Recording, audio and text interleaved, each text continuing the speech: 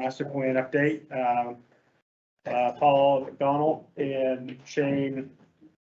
Again, Shane's working really hard to try and get you all on the sign-in sheet. So if you haven't signed in, just kind of raise your hand. That way, and whoa. All right. Well, we'll do what we can to make sure everybody gets on that, and we'll get that passing around. I think we're about out of sheets, so we might need more paper. We got extras. Okay. All right. So we're all set on that. We'll get that passed around so everybody's on the sign-in sheet. This is the public information meeting, the first of two. This is the first one. This is following working paper number 2. So the master plan is a planning effort that is required by FAA to maintain federal funding at our airports, and they are generally done in 10 to 15 year cycles. Middlebury's is a little bit older than that, so we're due. Ultimately, CHA is going to be working through the slide presentation. There are going to be breaks in there, and at those breaks, we will ask for any comments that you all will have, and we'll get those recorded. If you have any, questions that you're asking for clarification, we'll try and get those answered for you. If there gets to be a lot of them, maybe we'll wait until the end, but we'll try and get all your comments in those sections so that it'll be easier to track for us. But I'll let Paul introduce himself and his team. Calvin's on the phone. He missed a flight or something coming back from Hawaii, so it can't be all that bad. Yeah. Okay. Thanks, everyone. As Sean said, I'm Paul McDonald with CHA. We're the consultant. We work as an extension of VTrans, and we're going to present some of the early work we've done on the master plan. We started this during COVID, but we still hope to wrap it up this year to have recommendations and a final plan at the end of this year. This is actually a hybrid meeting. Calvin's on the phone. Calvin, before I introduce you, how many people have dialed in electronically? Looks like we have 4 attendees in the virtual side. 4. Usually it's the opposite, where most people are virtual and not many people show up.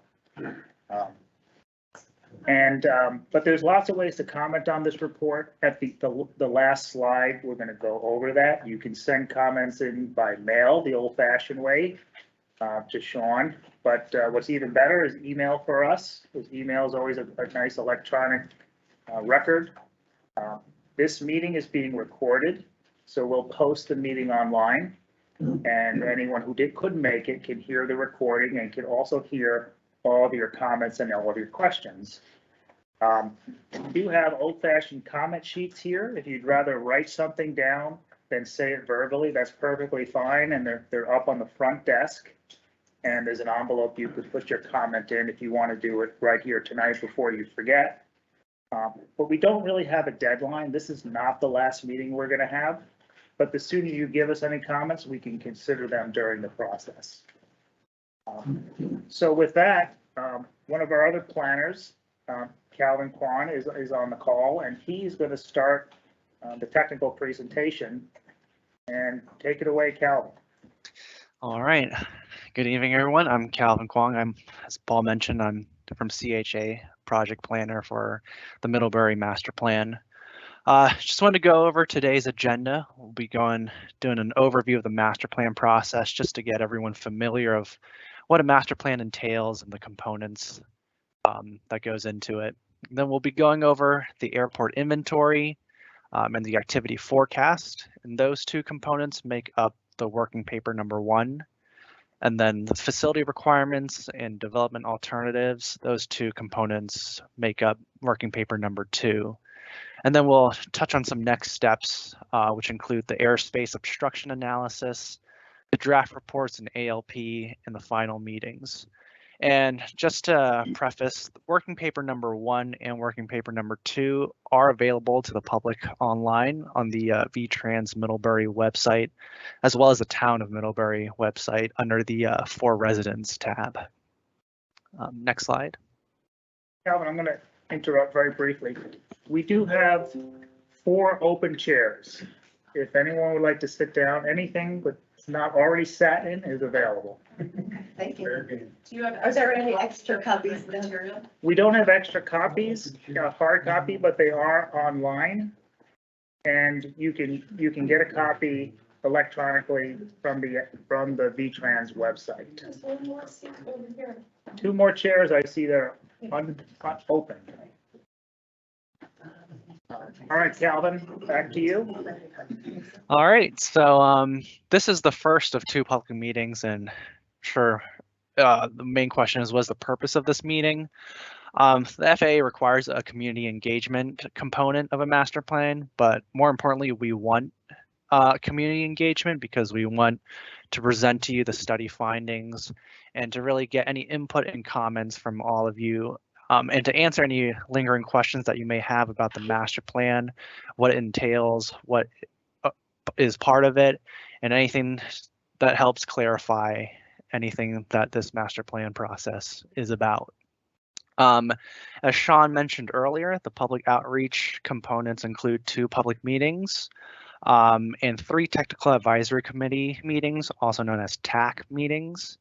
We've already had 2 TAC meetings, the first which took place last summer in 2021, and the most recent one that took place earlier this month. So the airport master plan team, this is just an overview of who's involved in more of the technical side of the master plan process. You have the airport and VTrans staff. That's Sean is the project manager for VTrans. The Federal Aviation Administration, our main point of contact right now is John Carley. I believe he's on the call right now. I think I see him on.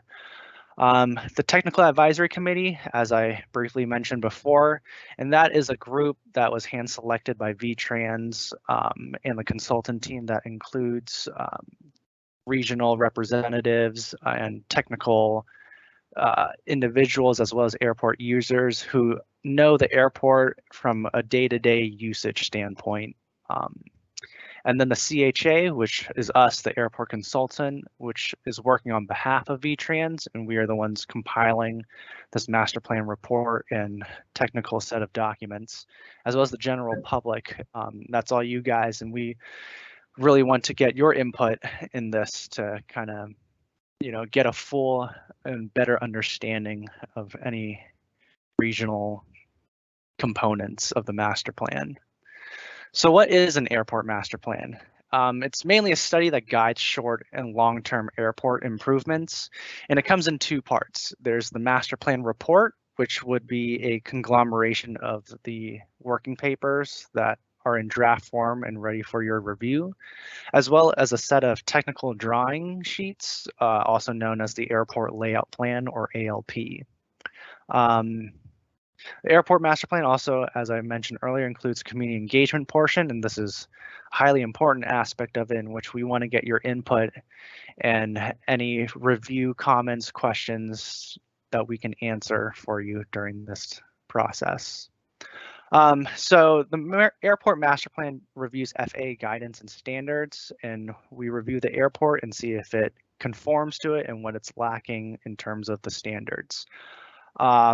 But most importantly, it is required by the FAA for federal funding. So projects and development opportunities that are outlined in the master plan can then be eligible for federal funding. The last master plan was completed a little while ago in 2003. That doesn't, Paul, if you want to go back a slide. Last master plan was completed in 2003, so that's about almost 20 years ago, but that doesn't mean that development has not happened at the airport. As you can see, there has been a 2008 business plan that is pictured right on the right side of your screen. Next slide. So this is just a general overview of the master planning process. As you can see by the beige block, we're about here. We are just finishing up some initial development concepts and moving into the capital improvement plan in the ALP set. Capital improvement plan is essentially a cost financial plan to see the financial feasibility of these projects that are outlined in the master plan. And again, the ALP set is that set of technical drawings. So we're about here from the study design as the first block to now. We are about a little over a year into the process. And by the time the final document and plan adoption takes place, we're expecting that to be happening sometime in the late fall of this year. Next slide.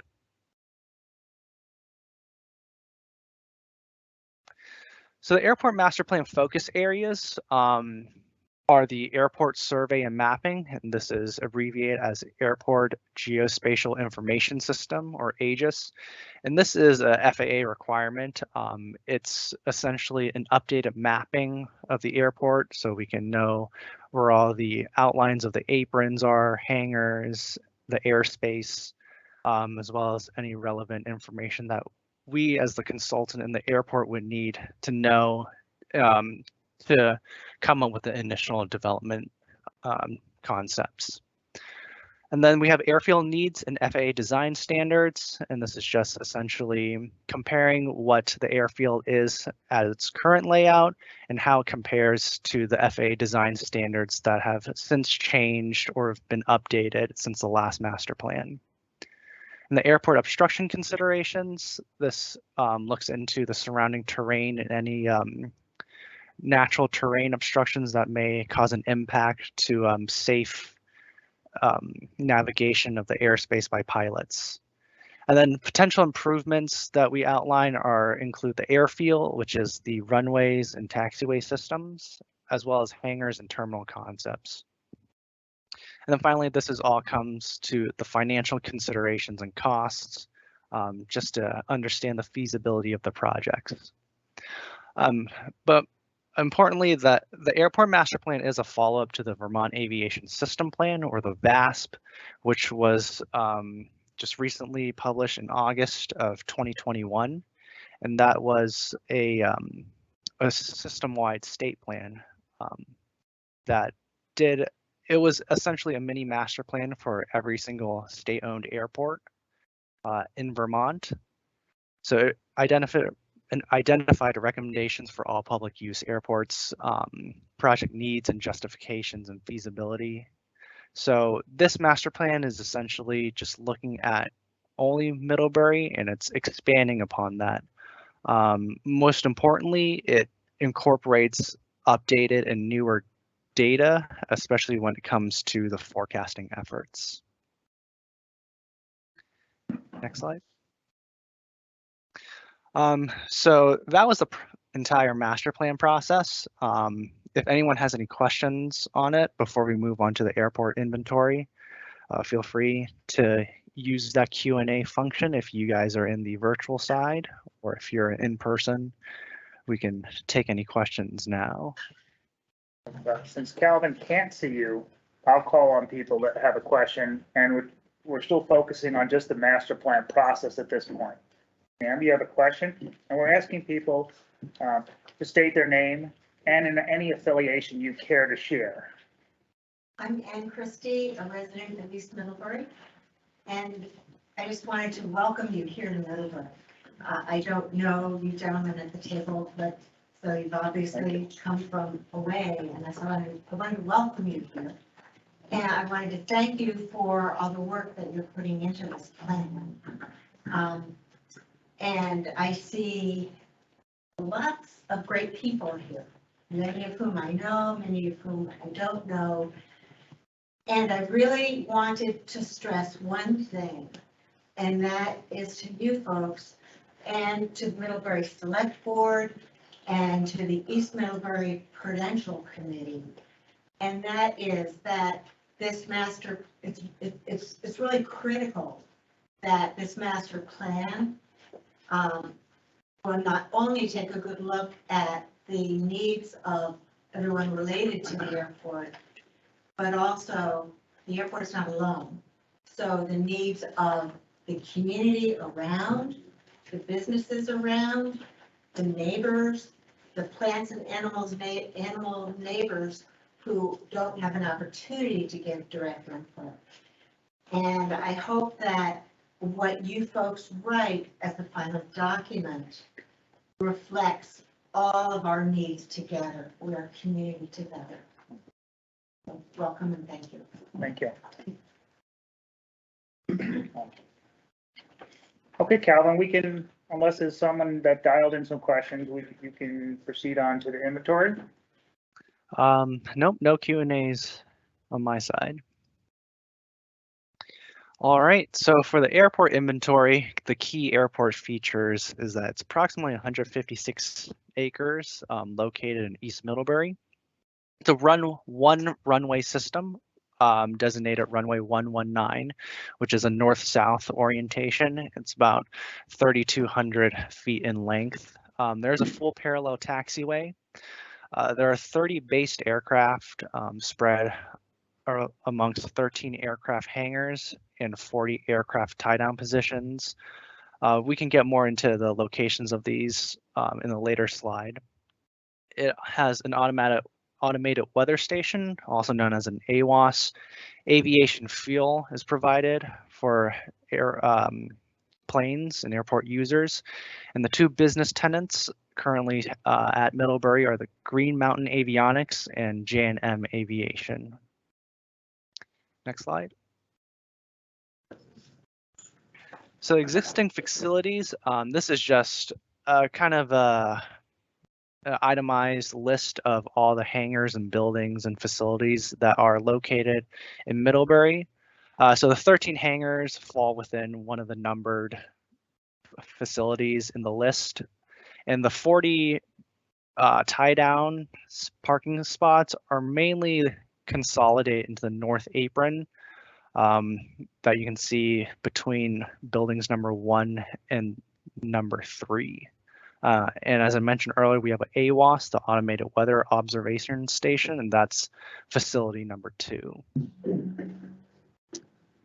Next slide.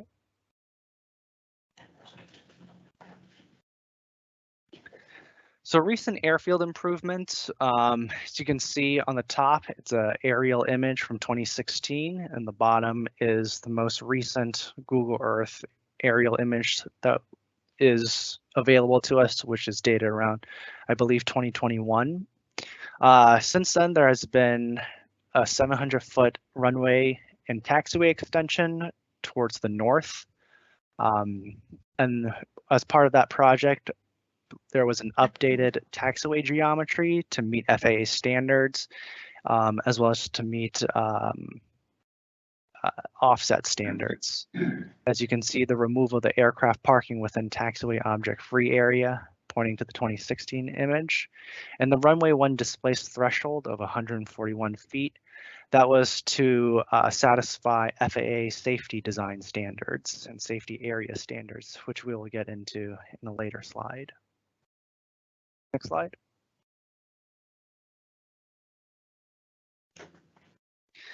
So the Airport Reference Code, or the ARC, is a FAA system to classify airports. And it's based on the approach speed and wingspan of the critical aircraft. Critical aircraft is the most regularly used and most demanding aircraft.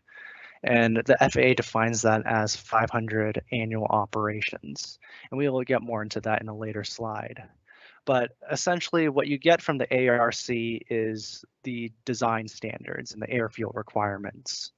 So Middlebury mostly experiences operations from A1 and B1 aircraft, but there are occasional A2 and B2 aircraft. And as you see in the table on the bottom left, the ARC includes the approach category, which is the airspeed of the final approach of the aircraft, as well as the design group, which is the wingspan of the aircraft, and that's listed in feet. The pictures on the right are samples of aircraft that are utilizing Middlebury. So you can see it ranges from small piston engine jets such as the Cessna 172 under the A1 category to some small light jets in the B2 category such as the Cessna Citation. Next slide.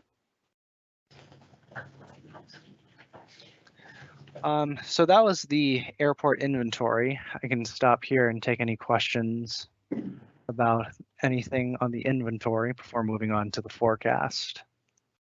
Okay, we have one question in the front row. Yes, hi, and I echo Anne's comments. She said them much better than I could have done, but I do echo those.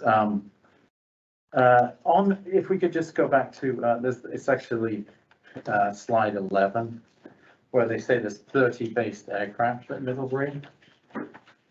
I'm sure the consultants or the FAA guy, the definition of a based aircraft, I think there's 4 parts to it. Am I correct? The general purpose of base aircraft is the permanent location or the most frequent location of the aircraft. It is a gray area, and it's been confusing airports and FAA for a long time. What FAA found over the years was that aircraft were listed as based aircraft at multiple airports. And FAA tried to get that under control and have an aircraft be listed as based just at its primary location. Now, an airport owner or user or renter might say that, I don't have a primary, I could be in multiple locations. But FAA has a system where they make it that every registered aircraft can only be listed as based at one location. And here at Middlebury, Cal is going to show you in a little bit as well, is we're in the process right now of updating that based aircraft list, working with the airport users and VTrans and FAA to get that updated. I always caveat any based aircraft discussion that based aircraft are dynamic. They change regularly. So any given number, you can dispute it, you can debate it, you can refine it. As part of the inventory effort, we did that, and we came up with a refined number of 30 based aircraft. And always take that with an understanding that things can change anytime. Can I just have a quick follow-up? Yes. The first criteria for the FAA definition, and it's set out in the FAQs, basedaircraft.com, is that an aircraft based at your airport. So they say, breaking this down, a based aircraft meets the following 4 criteria. The first criteria is an aircraft based on your airport has an agreement with the airport for storage. Only 18 of the aircraft currently at Middlebury have an agreement with the airport for storage. So should that number per the FAA definition not be 18? We check into that. I don't know the agreements that are in place. I did a public records request, and the VTrans public records manager confirmed that it was 18 that actually either pay for rental space or pay for tie down rental space. So that to me, I think is, they have an agreement. So if you could follow up on that, that would be phenomenal. Thank you. I have questions. We get the question in the back. Did you include the aircraft that were in private hangars? I'm asking Did you. you include the aircraft that were in private hangars? You're asking me? Yes. It was the AOT, that gave me the numbers. Right, but I don't pay tie-down fees there. Okay. So Neither do I. that's at least one airplane that's there, Yeah. heavily based there, but it's not being packed. What we'll do to answer this question is after the meeting, we're going to release some meeting minutes. And we'll also release this recording, then you can hear it. This is not a public hearing, so we'll release just meeting minutes, not a transcript. And the questions that we record, we'll answer them in writing, and then we'll publish them, so we have a consolidated formal answer to each of the questions that we'll post online. Yeah, and the goal is to just present what we've come up with at this point. If you have comments concerning that, that's what we're looking to receive. I mean, if you have any clarifying questions, yeah, we're more than happy to try and to answer any of those questions. If you've got, questions about the presentation or about some of the information, we'll try and answer those as best we can. But, we're here to present where we are at this point. But, we'll answer the questions as best we can, but we appreciate any comments that you have. There was a comment back here. A clarification question, because when you were talking about the types of aircraft that were taking off and landing from Middlebury, so it was primarily A1 and B1, and occasional A2 and B2. In the series of Vermont Digger articles from 2015, from there, it said that there was exclusively A1 and B1 aircraft. And so I'm curious, I just want to know, when did the larger aircraft, the A2s and B2s turbines, start using the airport? Well, it's quite possible that the 700-foot extension on the runway allowed for those to land there. I know that the runway length as it currently is with the new length is just long enough for a citation to land in there, So it's possible that that information was developed, based on the old runway length.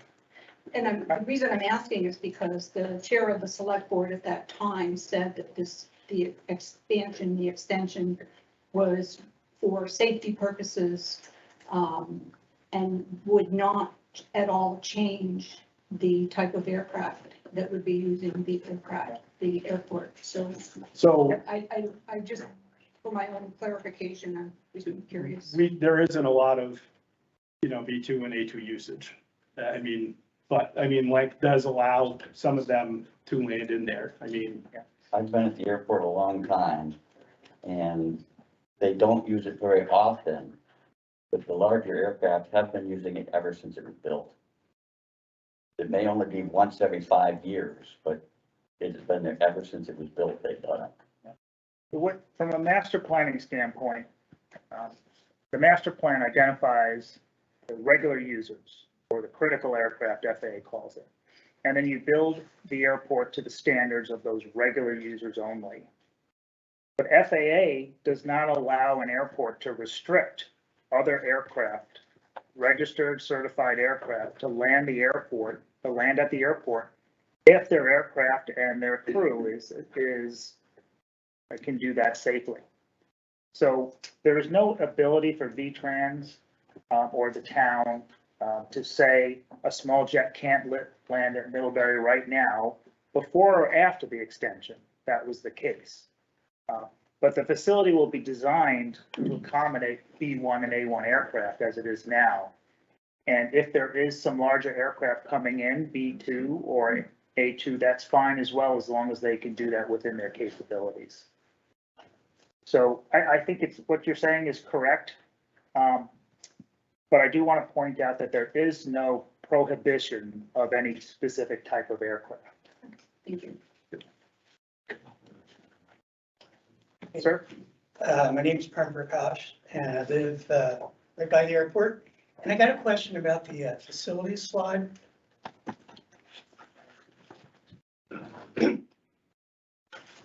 Do you know which slide number? No, I'm sorry. It was the one with the chart on it, the list of all the facilities. Okay, Hey, what's slide 12. I think it's number 10, the segmented circle. Yes, What's that? that's a windsock. Oh, okay. Yep. What's out there now is there's a pole that has a flag on it that shows the direction of the wind. And there are the tick marks that are on it also show the direction of the runway and the traffic pattern. Gotcha. So what's a segmented circle? Yeah, it's actually, at Middlebury, even though the name is called a segmented circle, this full circle is not built there at Middlebury. It actually could be. And what that circle does, it's just it can be pavement, it can be gravel, it can be barrels. And what it does for the pilot is it sends the eye of the pilot to where the windsock is. If you had a pole with just a windsock on it and you're 1,000 feet up, you wouldn't know where to look for that windsock to show you the wind direction. That big circle, or this line in this case, helps the pilot locate where the windsock is. Thank you. I'd like to offer a comment too, if I may.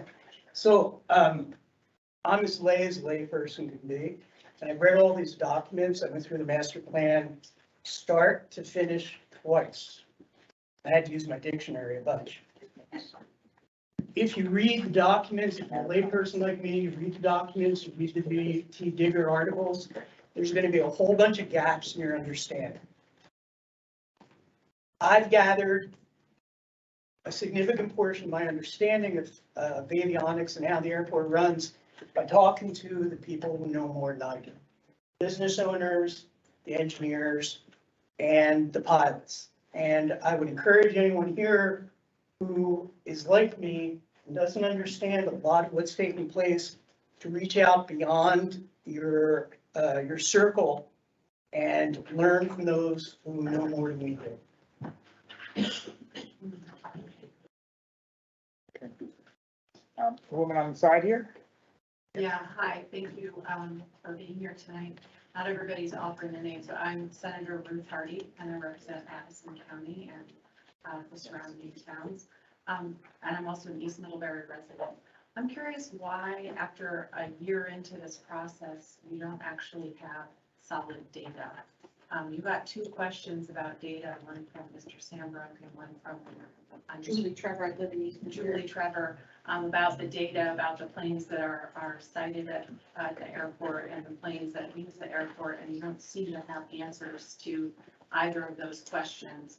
And that was my general concern about the draft plan, is that it's pretty light on data. And I would think that you're into the process, you would have more data. So why is it that you don't?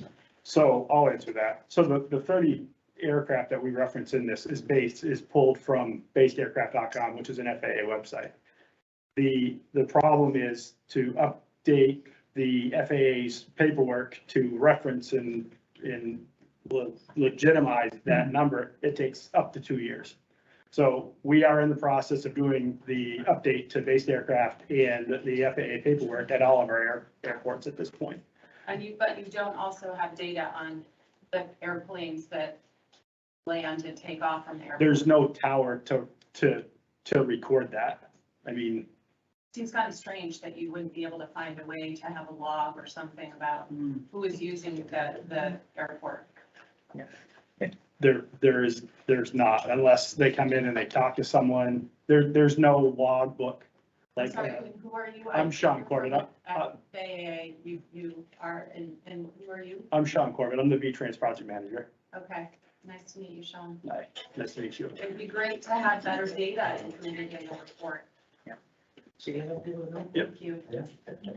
Or, one of the, in non-towered airport, the only towered airport in the state is Burlington that records activity coming in, and it also has radar. The other airports are non-towered. They're not necessarily even staffed on around the clock or even during all the days of the year. It's similar to a state highway where, on 116 going by the airport, V-Trans will do traffic counts and do other observations at times, but mostly it's a public facility that there isn't a recording of the comings and goes specifically at the runway. And that can seem strange because an airport seems like such an official facility. But a general aviation airport, it's standard practice not to have someone logging in traffic and recording every comings and goings. The owner of the airport, the state, leases the property and leases the hangars and leases tie downs. But an aircraft owner may have a hangar that's at the airport, and there may be different aircraft in that at any given time that are not logged in and logged out by the state. So it's, it's a public facility without that hardcore data that you might have at a commercial airport. Gentlemen? Do you have data on how the airport is going to affect the water supply and the wildlife in general? We haven't got to that part of the master plan yet, but it's my opinion that the airport doesn't now and has no reasonable harm on the water supply. Are you aware that people are tasting difference in their water depending on, like, according to the schedule of the spraying? The spraying of what? The spraying of chemicals in place of mowing, or like, just in general, people have been tasting difference in their The water. wetlands. This is map right here is what's missing from your slideshow here. Middlebury's public water source protection area in relation to the Middlebury State Airport. This is missing from your slideshow, and it should really be on there. I think that's Why isn't that the important first data information. you collect is how it's gonna like drastically like diminish our water quality? I would ask you to submit a comment in writing on that. I don't want to go back and forth, but I would dispute that as a concern, water You quality. dispute that you're located on a wetland right above the town water supply. Yeah. Okay. Do you dispute that the clear cutting of vegetation that's been going on and the spraying that's been going on along we've been in touch with Vermont Trans through trying to have alternate means of weed protection deployed. We were ignored. A simple mow or weed whacker instead of dumping chemicals on the wetlands, on the aquifer above our water supply. We were ignored. So all of this, I'm still mind blown that we could go from an A1, B1 designation to having A2 and B2 aircraft there, and nobody in the town realized that this happened. It all just happened. So you can understand why people from the town who live in the town, who drink that water, are a little wary of your master plan and your assumption at expansion.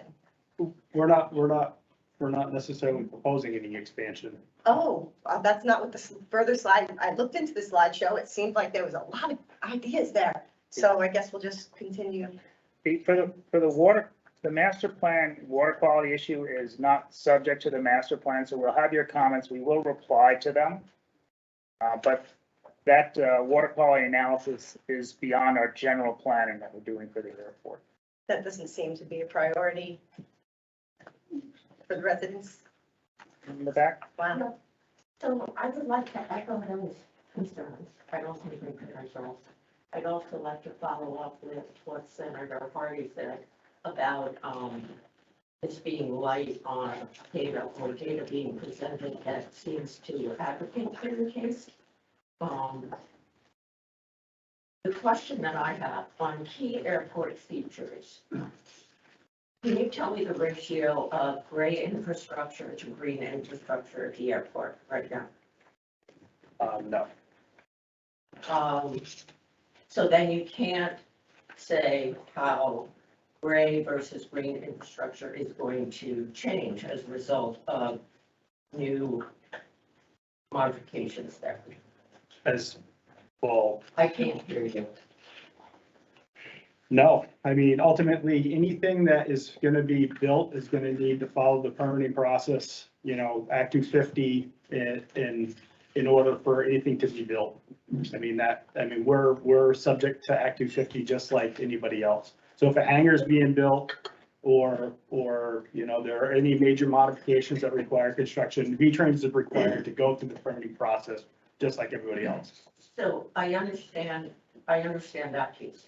However, anytime you put something on the ground, it's going to increase gray infrastructure and decrease green infrastructure. Yep. Unless you're planning to put green roofs on the top of the hangars. Yeah, I'm not sure how that would necessarily be reflected, but it would fall any impervious surface, and ultimately that's what that equates to. Right. That's all reviewed in Act 250 in our stormwater process.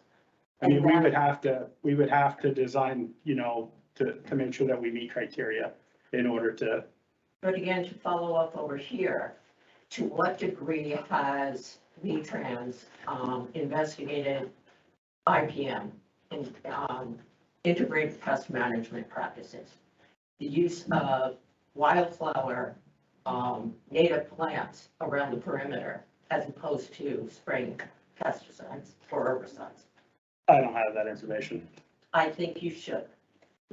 because it's being employed in airports and on, electrical or power lines around the country. So if we are putting pesticides there, if we were using it along the fence line, then that's something that we would have needed to get permitted to do. I understand that, but there is an alternative. That I'm sure is a possibility. Quick, question and a comment. There seem to be a lot of questions about the aircraft based there. And you've already identified that that's typically a moving target.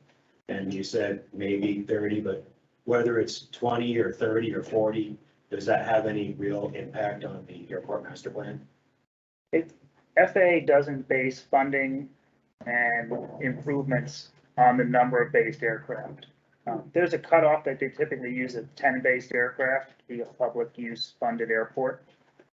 But the FAA standards are based on the design aircraft, or what they call the critical aircraft, the largest regular user. So if the airport had 10 based aircraft or 100 based aircraft, it's only the size of the regular user that we would use to size and plan airfield facilities. And hangars are a different subject, where the hangars are not paid for or built by the FAA. Those are private development leased through V-Trans. And the other was, if you're done, just the comment, there was a question about, how to track how many landings are there. I think that was, currently, there really is no way to do that at these non-towered airports. My opinion is that with some modern technology that's being implemented in all these aircraft, where they're automatically broadcasting their position, what they're doing, at some point in the future, there's probably going to be a pretty quick and easy way to get that data. Yep. But as of right now, it's pretty sporadic. So in the future, I think we'll be able to better track. I want to get a woman that's had her hand up several times. Hi, my name is Susan Shasha. Can you guys hear me? Okay. My name is Susan Shasha. I'm going to use my outdoor voice. And I am an East Middlebury resident. Some of you know me, some of you do not. I've been sort of tracking the airport for a long time and made different comments. I want to say a few things that might be helpful to everyone who is finding this document lacking. Is that this document is put together for a certain purpose of planning. It's not necessarily designed to include everything. It's then taken to permitting. They are absolutely correct that it then goes to permitting. This is your time. If you want something in there that's not there, please submit your comments. They are very welcoming of those, and that becomes part of the public record. I submitted some stuff to Michelle yesterday, and they welcomed it and putting it in the public record. And then when things go to permitting, where some of this other things are nitty-gritty worked out, then you can also participate in that, and your comments are part of that record. Am I correct? That's true. And so there's not necessarily, you can ask them to put things in this document, but they may politely decline if they don't have to. And they don't have to put everything in this document. And that might be very helpful for some of you to hear. There's places for you to participate, and submitting your comments, talking to them now is a great way to do that. Also, later on, when the permitting happens, is also a very appropriate time to participate if you can. And not everyone can participate in Act 250, but your municipalities can. And so if there's something that you want your municipality, either Middlebury or East Middlebury, to participate in, you need to ask them. And so those are the places. So tonight, talk about what is important to you, submit your comments, but it might not all go in there in an appropriate way. And so that might be frustrating. I've been there. I've learned this over the years, but maybe that takes some of the tension out of the situation that might be helpful for everyone this evening. You have your hand up, cover. Just a little correction. If it was a master plan to permitting, I agree that would be great, but forgive me if I'm wrong, but the North Hangar development is already in permitting. It hasn't gone through the master plan review. It just went simply straight to permitting. So there are no abilities to comment on that at this place.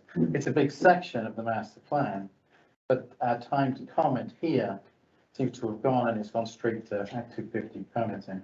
Well, then your time period has already gone by, and that, there has been master planning before this that maybe you weren't participating in. Yeah, but this was not in the master plan at that point. That's not correct, Susan, I'm sorry. It was before. It was before.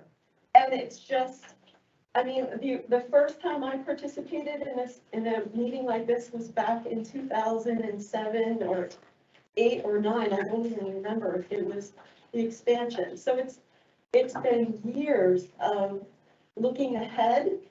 And if you weren't participating in those, you might not have necessarily known those things. And that's hard. That's really hard. It was hard for me at the time. But I've caught up and I keep up. Susan,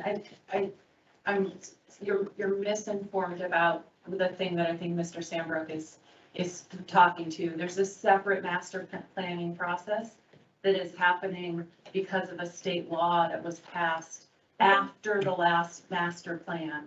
And many of us in this room were actually, just like you, at those meetings. So you're not the only one that's been following this all along. Yeah. But what Andy's talking about is actually a separate thing that's never been in any master plan, that was skipped over and is now in an Act 250 master permitting process, which is a separate process. I'm only addressing this. I'm not addressing, that's on, I'm talking about what's helpful for this situation. If that's a whole different situation that I don't know about, and I apologize. I'd like to go back. I'd like to continue on with some of the slides, and we have plenty of time. We were told they're not going to throw us out of here tonight.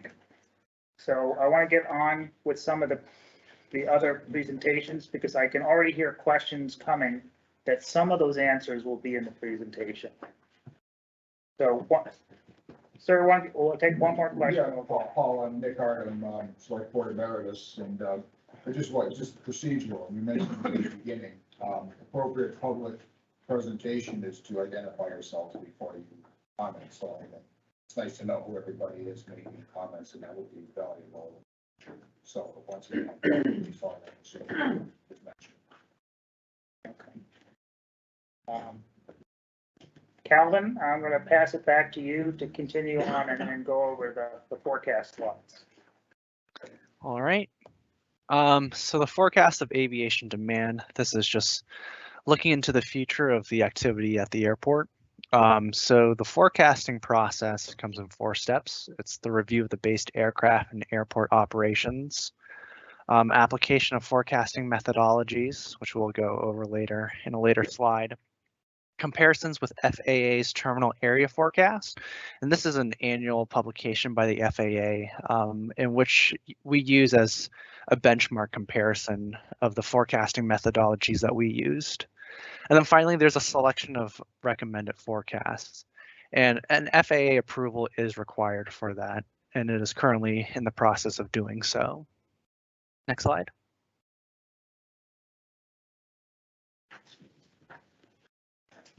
So the TAF, or Terminal Area Forecast, based aircraft and airport operations, is published by the FAA on an annual basis. And it has the based aircraft and operation counts. For general aviation airports, FAA generally leaves it static. As you can see, the airport operation numbers stay stagnant at 10,900 until 2018. And then from 2019 forward, it stays constant at 6,350. Same with the based aircraft. There are some variations between 2010 and 2018, but once you get to 2019, they just have it static at 17. This is part of the old data versus the currently currently reviewed data of the 30 based aircraft. We can get more into that in a later slide. But with the TAF, as I mentioned, it is a benchmark that we compare our forecasting methodologies to. And the main FAA parameter is that they want to see airport operation counts fall within 15% at the 10-year mark. So with the forecasting methodologies, based on the base year of 2020, at 2040 or 2041, we want to see, the FAA at least wants to see airport operations fall within 15% of 6,350. Next slide.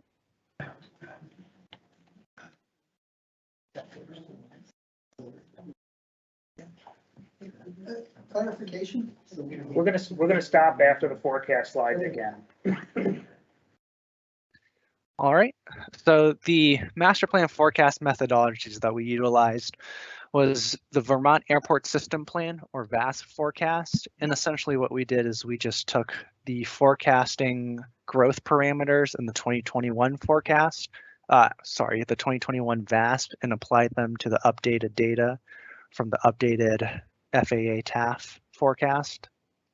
A socioeconomic forecast, and this was using the Addison County population growth, as well as the Addison County household income growth.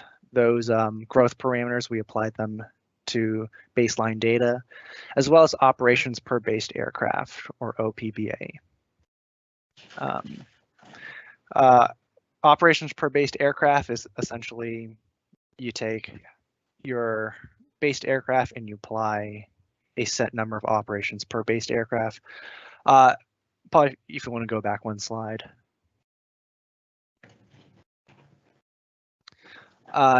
Generally with general aviation non-towered airports, OPBA could be a good forecast methodology to utilize.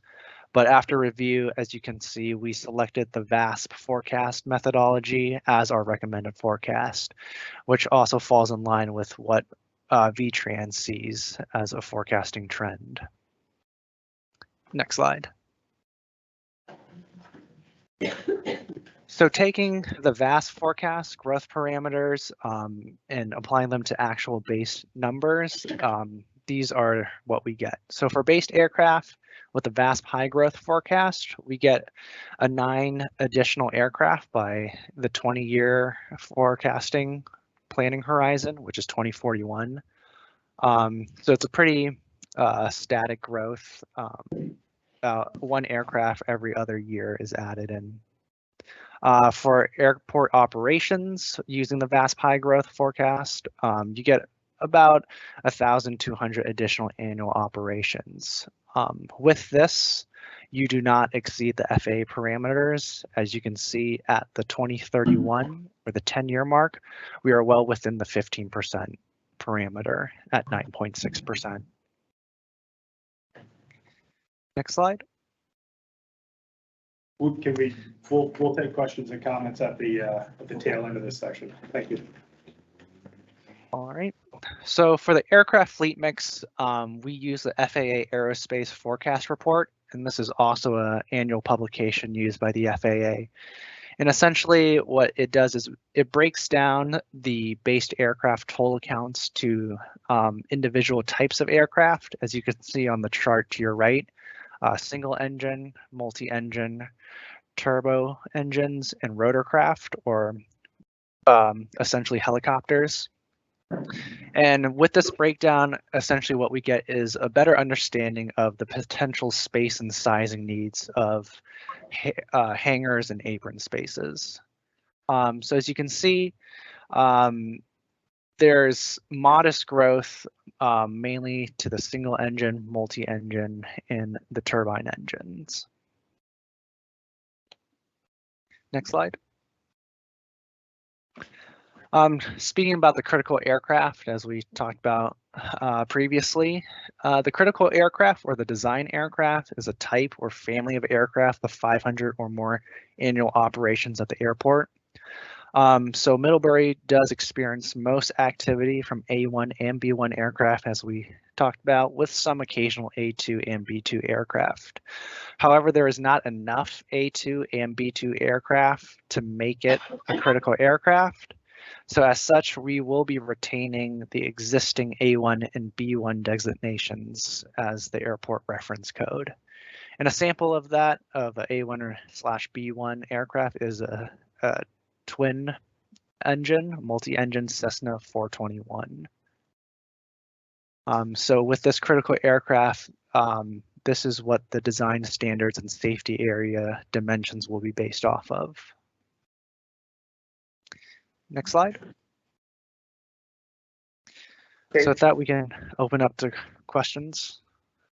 I'm going to try to get people that haven't commented before, and then we'll try to get everyone. In the front row. Yeah, my name is Peter Brown. I work with Green Mountain Avionics at the airport, and I've been flying there since 1983. But the question is just it's more of a question. It's a recommended forecast. What recommended for what? I'm not sure what the determination of recommended is. When the recommended forecast is used throughout the rest of the master plan to identify potential facility needs or improvements. And based on what we've seen here, the overlying conclusion is we don't expect and we're not planning to support improvements for larger aircraft at the airport. But we do want to have facilities available, or at least the opportunity for additional small aircraft that use the facility now. FAA looks at our forecasts and they'll determine if they are reasonable. And the way they determine if it's reasonable is they compare them to their own forecasting, those terminal area forecasts, and they see if they're in line with those. If an airport came up with a forecast that was significantly different than what FAA thinks, FAA would raise the flag and say, show me why you think you're going to grow faster or grow slower or change aircraft types. And that review process would have to be done in detail to FAA's satisfaction. So the conclusion with this forecast is we're staying in line with FAA's assumptions, and we are recommending, the consultant team to VTrans is recommending that the category of airport, that A1, B1 airport, stay the same throughout the planning period. You had your hand up a couple times. Yeah. Yes, I have a question about why you chose to use the VASP high growth forecast, when in that same report, the VASP report, Middlebury is categorized as a low growth airport. Yeah. So, and indeed it makes a difference because if you even take the average growth in the VASP, we're looking at a negative 1.61% growth, so a negative, so a reduction in based aircraft. And you mentioned the FAA forecast of single engine piston aircraft. As far as I believe, that's at negative 0.9% as well. So both those show a decline. You choose to use a high growth at what is in that same report defined as a low growth airport. So how do you reconcile that? We reconcile that, it's an opinion, and your opinion is also valid. The improvements that the airport, I'm just trying to say, you know what I'm saying. The improvements that the airport has already done recently and the interest in additional improvements may encourage additional aircraft owners and users to come to Middlebury. And we didn't want to underestimate activity. We think these forecasts are reasonable. We don't know if they'll be realized. We don't think they'll be exceeded. And that's why we came up with the high growth, to make sure we plan reasonably and adequately for future activity at the airport. Can I just add a comment to that? My personal opinion is that this is light. I believe that it's actually currently greater, and it will become greater. And that's the whole purpose of business, and Middlebury College is bringing in more and more which is the staple of our community. We want to encourage that, and the airport's doing that, but I wouldn't put the numbers lower, because even though the Addison County residency is going down, we're bringing in people from the airport to encourage, to help staple it up. Can I just have a right to respond to that? I want to get other people. Yeah, I mean, we really just want your comments. I mean, Yeah. we want to try. I will say that forecasting is like picking stocks. Anyone who says they really know what's gonna happen is not. It's not like picking up. I want to get some, You're getting paid, it is. you're getting paid a lot of money to pick Water stuff. is the staple of our community. I'm gonna get some comments from some other interested parties. Thank you. Glenn Simone from Shoreline. My comment is maybe comforting to some, but with clarity as well. It's always been my understanding that, as in this case, 6,962 operations, that each landing is one operation and the takeoff is two. Is that correct? Okay. So with that said, we're looking currently and in the future, if we take 10 of those operations a day, right, an airplane comes in, gets fuel and leaves, that's your 6,000 operations that's projected a year. Every day for a year. Yeah, it's tiny. Yeah. It's a tiny amount of aircraft, a small number of aircraft utilizing the airport. My opinion as a pilot and as a hangar owner in Middlebury is that there are in fact potentially, if we were able to count it, greater operations on a daily basis. And that number is perhaps smaller than what is currently a number that are utilizing the airport. I don't feel that that's a threatening thing necessarily. I don't look at it that way because of the type of aircraft. If we're erring on the size of the larger aircraft, I do believe that that would be something that should be corrected and addressed in this plan. But clearly, if I own an aircraft, I have a hangar in Middlebury, I'm certainly in favor of, a solid master plan for Middlebury to support the businesses that are there now that are doing well, that certainly could do better and ensure they employ a goodly amount of community people.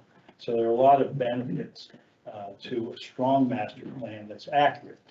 And I applaud those who have put this together based on our inability to accurately count those aircraft, and that's just the way it is currently. Thank you. Let me, this gentleman and then the gentleman in the back. Yeah, thank you. I'm Ross Conrad. I'm a resident in Middlebury. I live right near the airport. And I actually, when I'm home, I'm outside almost all the time. I've been living in a yurt, which is acoustically transparent, so I hear everything that's going on. And I hear when the planes take off and land. So I'd like to know from the gentleman over here at Avionics, and also this gentleman here who said is, you think the numbers are low, what you're basing that on, because from what I can tell, there's not an average of 18 flights taking off and landing each day, just from being at home and listening and noticing, because I hear them all, I'm right there, 40 miles away. What are you basing that on? I'd just like to know. Number of aircraft that actually come to our shop for business on a daily basis. So are you saying that number is too high or too low? I think it's way high. And in Way fact, high. if you look at the previous years, you got 10,000, clearly it's been coming down to a more probably realistic number, but I still think the number's high. It's probably not a bad thing to be a little high because you want to plan for growth. But 18 on average every single day, some days less, some days more. And through the winter, when it's not a lot going on, I think that's actually unrealistic, quite frankly. So just consider. We'll get the gentleman in the back and then we'll do the gentleman. in the Quick back. question, does the number of airport operations count missed approaches and touch and goes? Does a missed approach, 3 operations, 2 operations, 1 operation? Yes, it would include low approaches. It would include, if we do 10 touch and goes an hour, that's 20 operations. Because those are the most aggravating flights of all. Yeah. It's a full power flight. Jen? I've been through the Act 250 process, and for those of you who are not familiar with the process, my name is Chuck Suss. I'm a pilot and I live outside Bennington in Woodford. I'm on the Woodford, I'm the vice chair of the Planning Commission. And anyway, having been through the Act 250 permitting process as administered by the Natural Resources Board, I think we can all be assured that the water quality, especially wetlands, are highly protected. Disturbing soil is highly protected, and adding impervious surfaces is of great concern to them. And before anybody, including the state, can develop anything, you've got to jump through those hoops, and it's going to take a long time, and they're going to hold your feet to the fire. So we here in Vermont have great water. That's why people want to come here, because not a lot of people like Act 250, but it's protecting people like you. If there's a change in the taste of the water, it ain't from the earth. Okay. All right, we're gonna move to the next section of the presentation, and we'll take another break as we get. Sorry, zoning board and planning commission has come to this. Thank you. Yeah. So facility requirements. After you do forecasts, whether they're too high or too low, you come up with the facilities the airport may need in the future. For this master plan, you'll find that the airfield we're recommending there's virtually no changes. But on the land side, to accommodate aircraft indoors, we are recommending the airport continue to pursue small hangars. So I'll go through that and then we'll open that up for questions as well. Calvin mentioned the existing runway is 3,200 feet long, and it was recently extended to that length. It's still one of the smallest airport runways in the state of Vermont. There's one other state airport runway in Franklin County that's only 3,000 feet long. So it is relatively small. As we discussed, the critical aircraft, we're recommending no change to stay at that feet 1 standard. And same with the parallel taxiway, there's really no additional needs required. This is kind of rare for a master plan. Master plans often are recommending extensions, new taxiways, widening runways, and we don't see any need for that to accommodate the existing activity level at the airport. That's again CHA's recommendation to VTrans. The other persons are certainly welcome to hear your comments. That's also relatively in line with the statewide plan. We have been asked the question, well, the airport could benefit from a longer runway. We don't dispute that some users here at Middlebury may want or could benefit from a longer runway. We're not recommending that at this time, with the justification that there are longer runways within a relative distance of Middlebury, including Berlin to the north and Rutland to the south, have longer and more capable airport runways.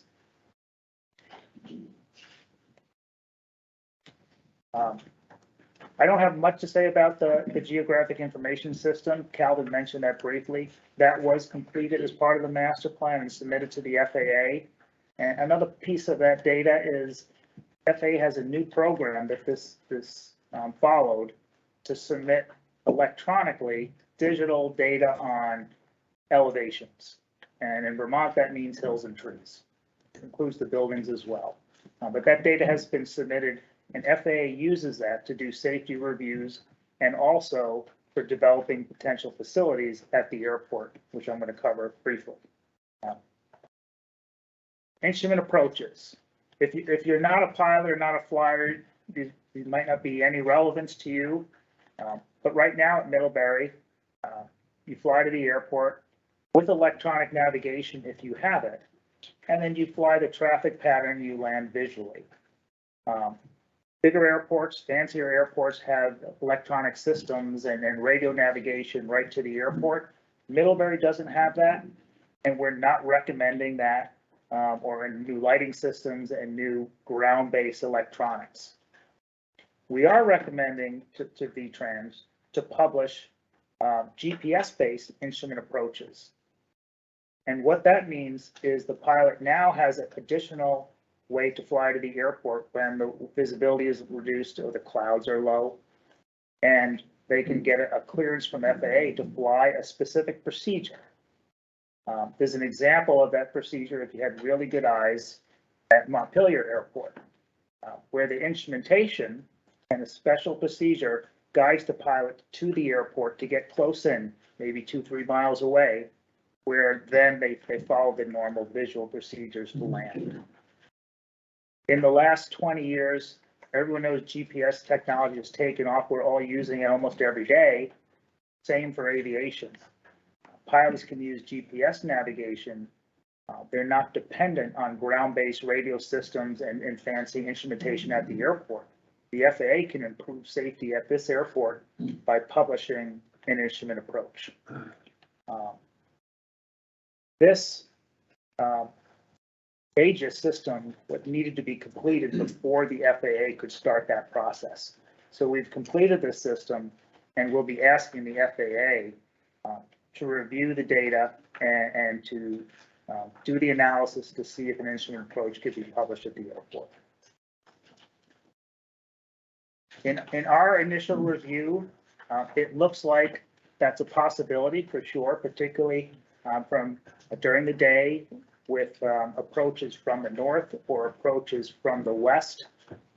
It doesn't look like approaches from the east would ever be feasible because of the mountains to the east, but only FAA can make this determination. V-Trans just provided them with the data so that they can do that. In terms of the user standpoint, you never know that you can't tell the difference between an approach that started under instrumentation and one that started visually. For the pilots here, unfortunately, we do not expect the visibility or the cloud ceiling minimums to be low. We think the cloud ceilings are still going to stay above 1,000 feet, and the visibility requirements probably going to stay above a mile. But FAA will tell us that when they do their analysis. Just in summary, we are recommending to V-Trans and to FAA to look into an instrumentation approach, and that would help all users, business users and recreational users, anyone that flies with the aid of instrumentation. Another item that CHA is recommending to V-Trans is a PAPI system, PAPI, which is a fancy name for a light. It's basically a traffic light for pilots, but instead of the light telling you to go or stop, the PAPI light tells you that you're on the correct flight plan, or you're too high or you're too low. And if you can see, you won't be able to see it because it's so small, but the photo on the left is at Morrisville Stowe Airport. There's a PAPI system there. And in that little tiny circle, there's two units. That's why I put the bigger photo of that red unit. That's a sample of a PAPI unit. That's that traffic signal for air pilots that tell you if you're too high or too low. What's great about a PAPI system is mostly for visiting airports. The local pilots have taken off the landing at Middlebury. They know what the runway looks like. They know the size. They know the width. They know the hills surrounding the airport. Visiting pilots, they might have just landed at Burlington with an 8,000-foot long runway, and now they're coming to Middlebury with a 3,000-foot long runway. Things look different. This PAPI will really help them to do that same type of safe approach on either end of the runway. So that is a recommendation that we've given to V-Trans as part of the draft reports that we're doing.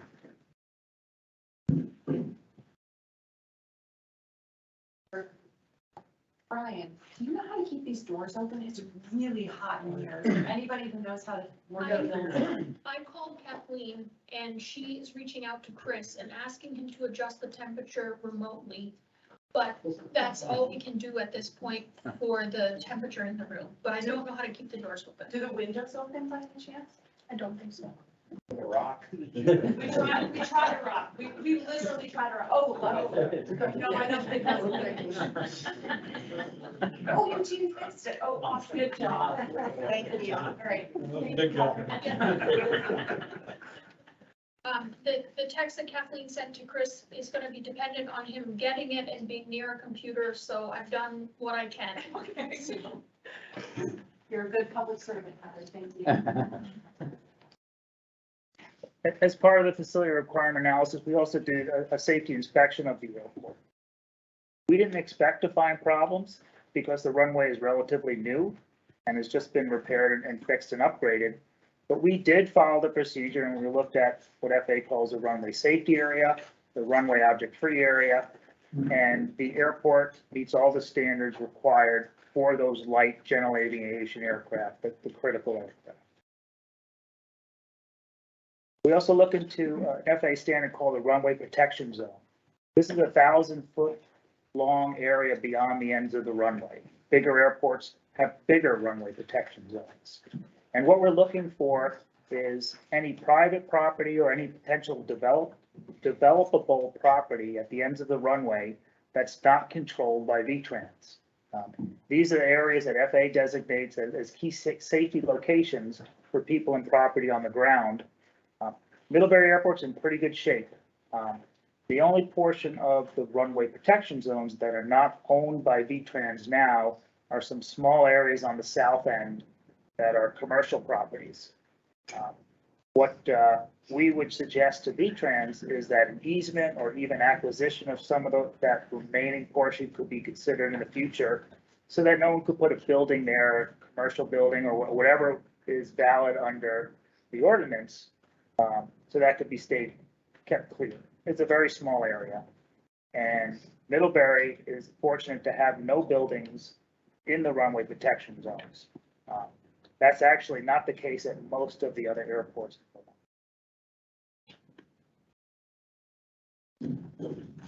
Airspace and obstruction analysis. This is one of the next phases of the study we're going to do.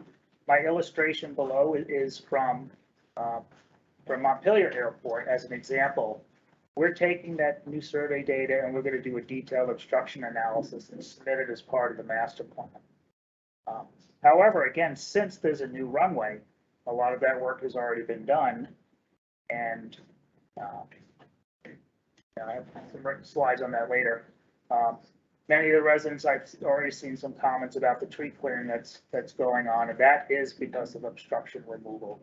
And I do understand along Munson Road there that the trees, a lot of them have come down already, and that project is not complete.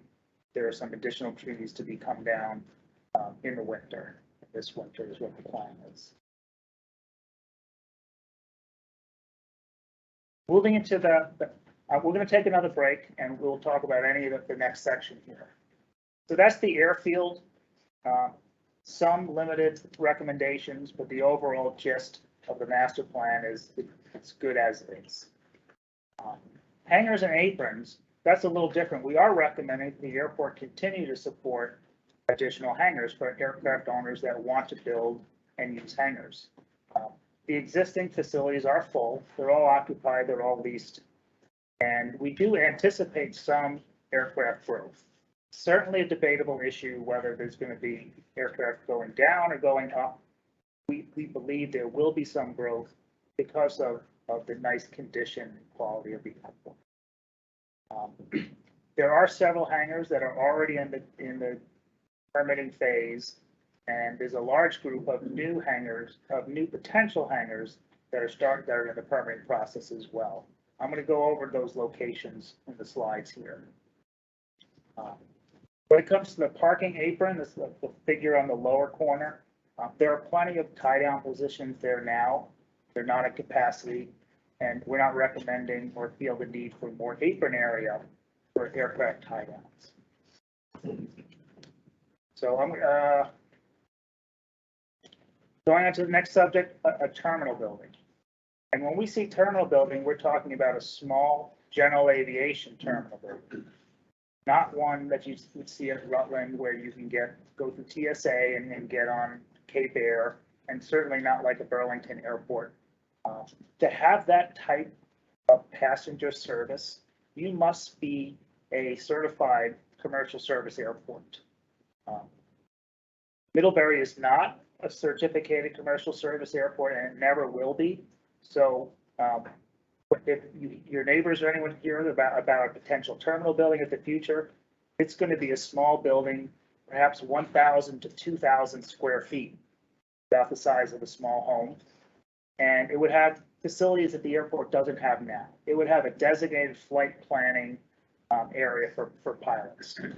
It would have a waiting area for passengers. It would have a lounge for rest for pilots, offices, conference rooms, public restrooms that are available for comers and goers. The airport does have a building that's used for that now as one of the business owners, and there is an area you can go in and go to the bathroom, and there is a small area that's shared by everyone, but it's owned and operated by that business. So that this is a recommendation that we are certainly providing to V-Trans, is that to have a small terminal building to support any users of the airport. So a summary of our facility requirements on the airfield. We talked about that instrument approach. We certainly are suggesting that. That PAPI, that light signal, both ends of the runway to help guide pilots to that perfect approach to the runway end.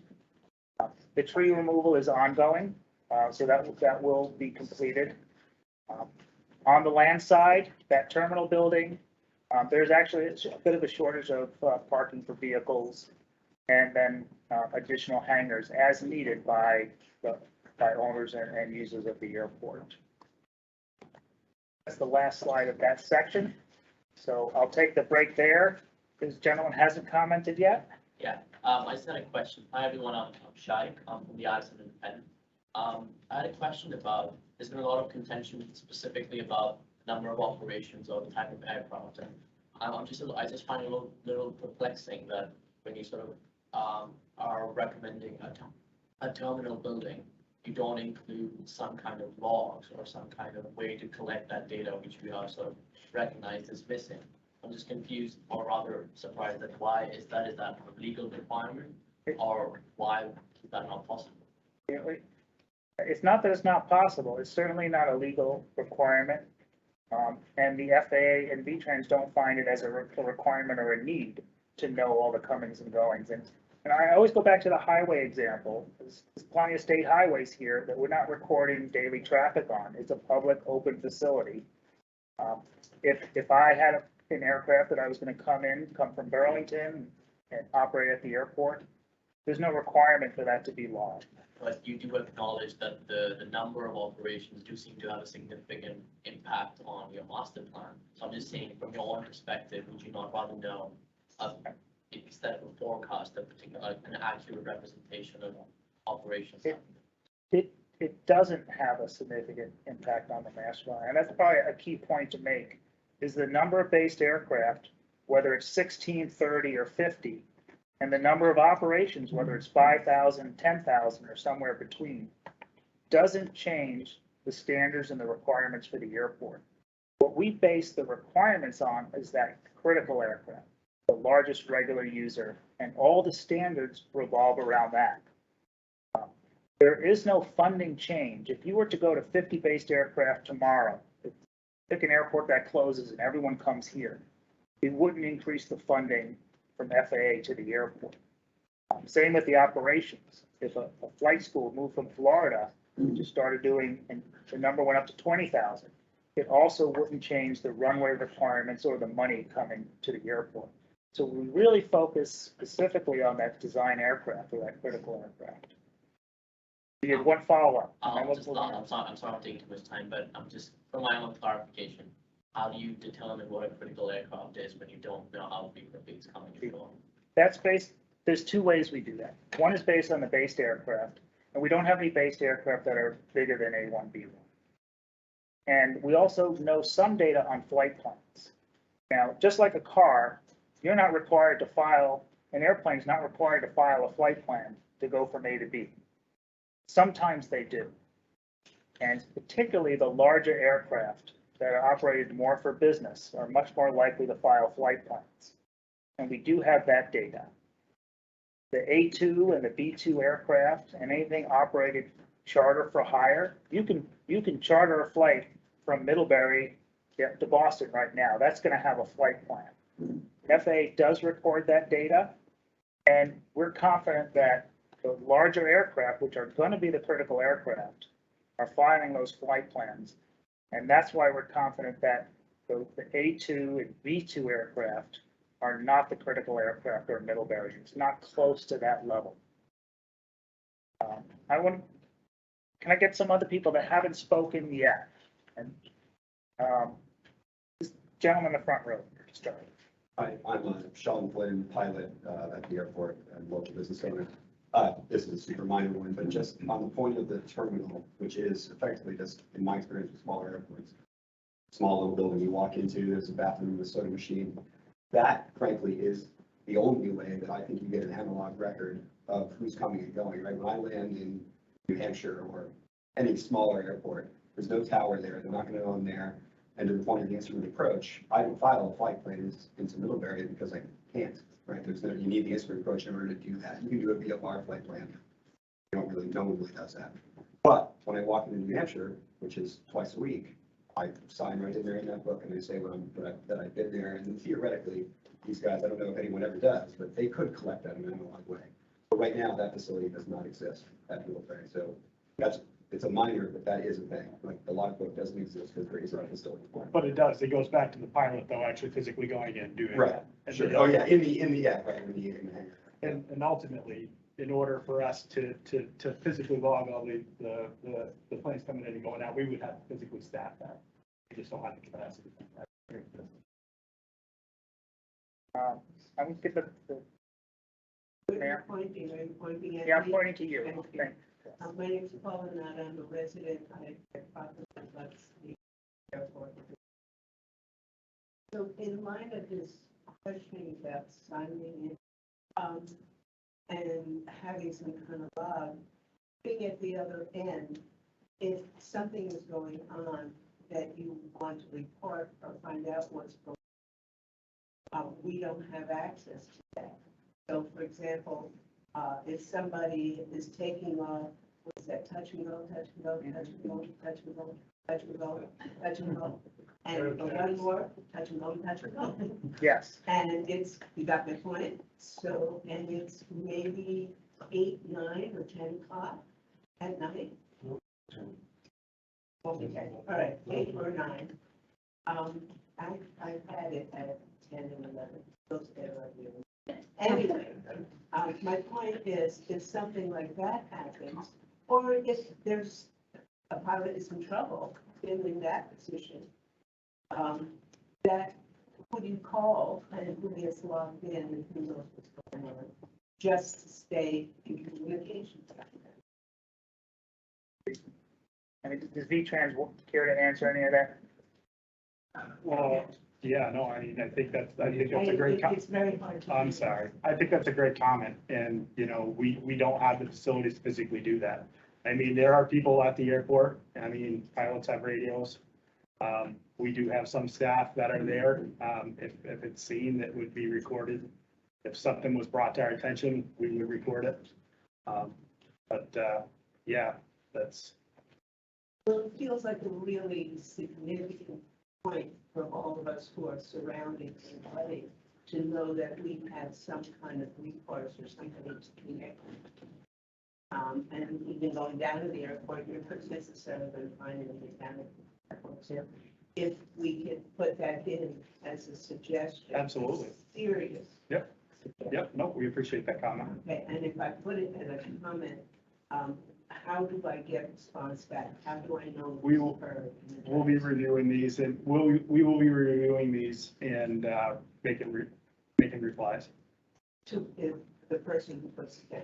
Well, it would go out to the entire group, but I mean, we would ultimately reply to the comment. Thank you very much. Yep.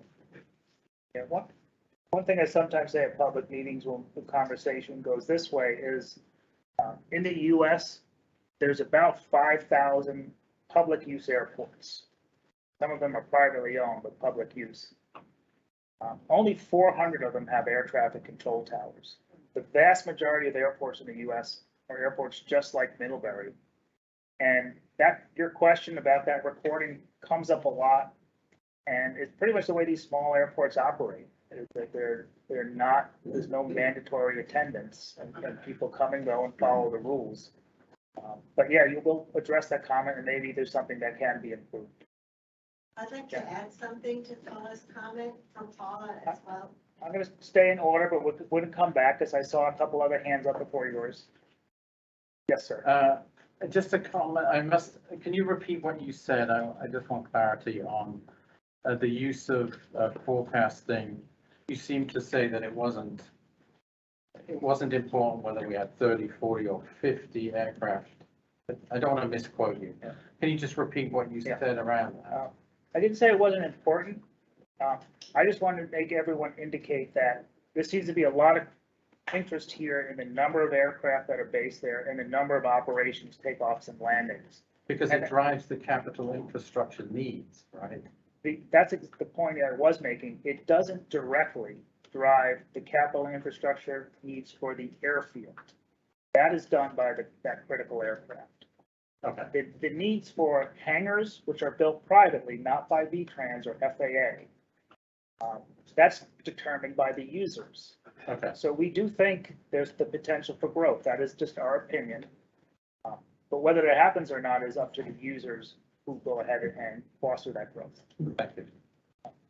And you wanted to follow up on someone else's comment. Yes, and I wanted to be sure that you folks could hear this also.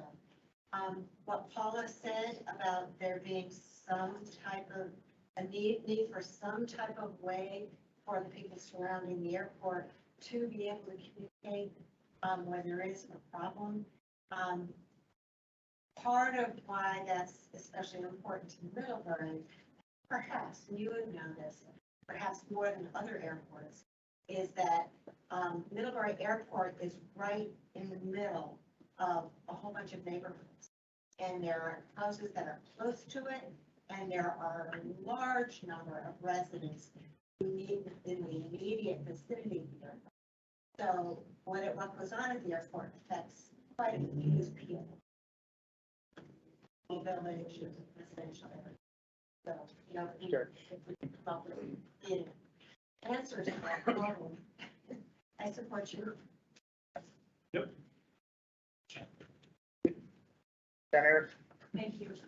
Well, just to your, I guess I just want to emphasize again, I really appreciated your questions from the reporter about data, because you're making a lot of data assumptions, and you yourself said it's just like stocks. It's really hard for you to do. You basically have no idea. You just admitted in the public meeting, and there's no way to collect data about the use of the airport, which seems crazy to me. There's always ways to collect data, especially when you're making a public document and potentially using public funds for private purposes. You need to be using data and basing it on data, and you're not. And then you're making assumptions about growth, and then you're saying that those growth assumptions should drive the infrastructure of the airport. Now, I hear you when you're saying not the airfield. We already expanded the runway a couple of years ago, and this gentleman from AOT admitted that that's probably driving larger aircraft to the airport, which is exactly opposite of what we were told at that time. So I am really concerned that you are making baseless assumptions about the usage of the airport based on no data, that's driving the infrastructure and then potentially driving the use of public funds to fund that infrastructure. It's sort of a self-fulfilling prophecy, if you will. And then to Paula's comment about having some kind of hotline or something that we as residents could call, that was actually set up, I believe in 2016, whenever we went through this whole thing before. And it worked for a little while. You could call and say, oh, there's this plane that's buzzing, you know, doing the loop or whatever. And it was really lovely that we could have somebody to talk to. And apparently whoever we talked to actually talked to some of the pilots, and they were really great and responsive. And I really appreciated it. And I think our neighbors did too. But that line doesn't work anymore. It's still up on our town website, but when you call, either nobody answers or somebody answers and tells you they can't do anything. This happened to me last year during the pandemic when my daughter and her music group were doing a concert in our backyard during the pandemic, and a plane buzzed over. I think we counted 50 times while they were trying to play fiddle music in our backyard, and then we had to have everybody come inside during the pandemic because it was so loud we couldn't hear, and it was being, on a Zoom concert. So there was no recourse, and there isn't recourse, but there used to be, and it just went away. So great if you can follow up on that. Yep. It'd be really great if you could use data in your plan. Thank you. So I just want to clarify, the data, there is data that we are using in the plan. I mean, what data there is being utilized. I mean, the FAA do have records, those records, and again, they don't cover every operation at the airport, but that is being used. I mean, the problem is we don't have staffing at the airport, or in most of our airports, to physically track all of the operations at all of these airports. Right, and I just want to say also that your comparison to highways and cars is really disingenuous because cars and planes are very different, and not everybody has a plane, but most everybody in this room probably has a car. And the rule, and highways are heavily regulated and literally policed, and the airport is not. So it's not a good comparison, even though they're both vehicles. I can see that. They're both under that agency of transportation.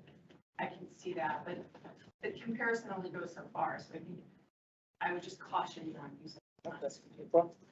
I would say your comparison is equally as inappropriate. It is highly regulated. All right, let's. Ben Bamford, I own an airplane at Hangar. I'm gonna stick in the order, this gentleman here, and then we'll keep going. Hi, my name's Keith Hendershot. I work for Green Avionics. I'm also a pilot. I've worked at many airports. I do have some comments about facilities. I have to say that of all the airports I've flown to and been to, not having an FBO is a huge setback for our airport in Middlebury. It's kind of a slap in the face not to have a public area for people to go to. The other thing I'd like to say to the senator is we have a huge problem in this state with young people leaving. Am I correct? I'd like to say Green Avionics in Middlebury, he's from Missouri, I'm from Massachusetts. The other guys left, would have left the state, he's working for us. He's from Michigan. These are all young people that, and Peter's from New York, all the young people that moved to this state, that worked at this airport, and worked at Green Avionics, which is probably one of the best avionics shops in New England. And it's a huge asset to this community to have us here. And that we need more facilities, more hangar space. And the other thing about the GPS approach, I don't think people understand, but if we get a GPS approach, your noise is gonna go down. People don't have to fly the pattern, they can fly straight in. That's actually gonna be an improvement for all the neighbors in the area. I just wanted to, just state that. There's someone. All right, well, let's go in this order. I'm just trying to get people that haven't spoken already. Yeah, There's lots to talk about.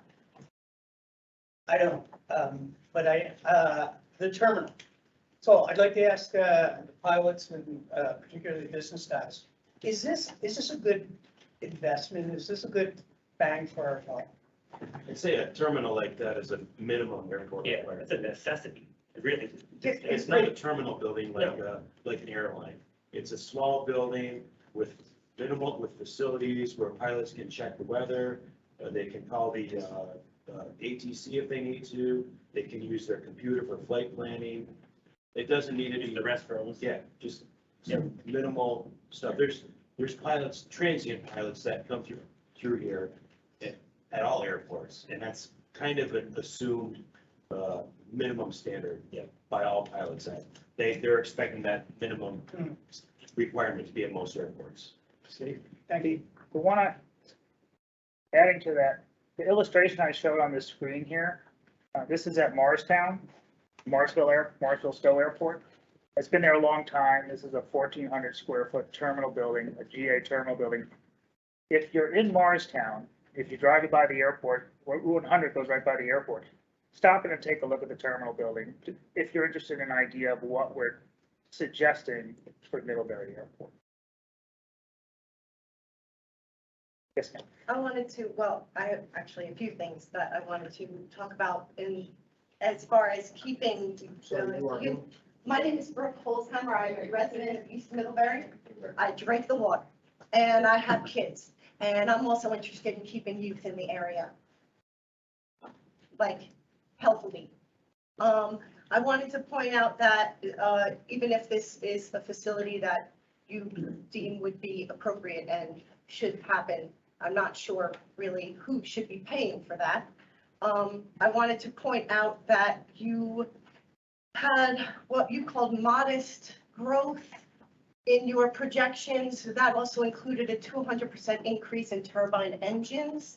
I would not call that modest growth.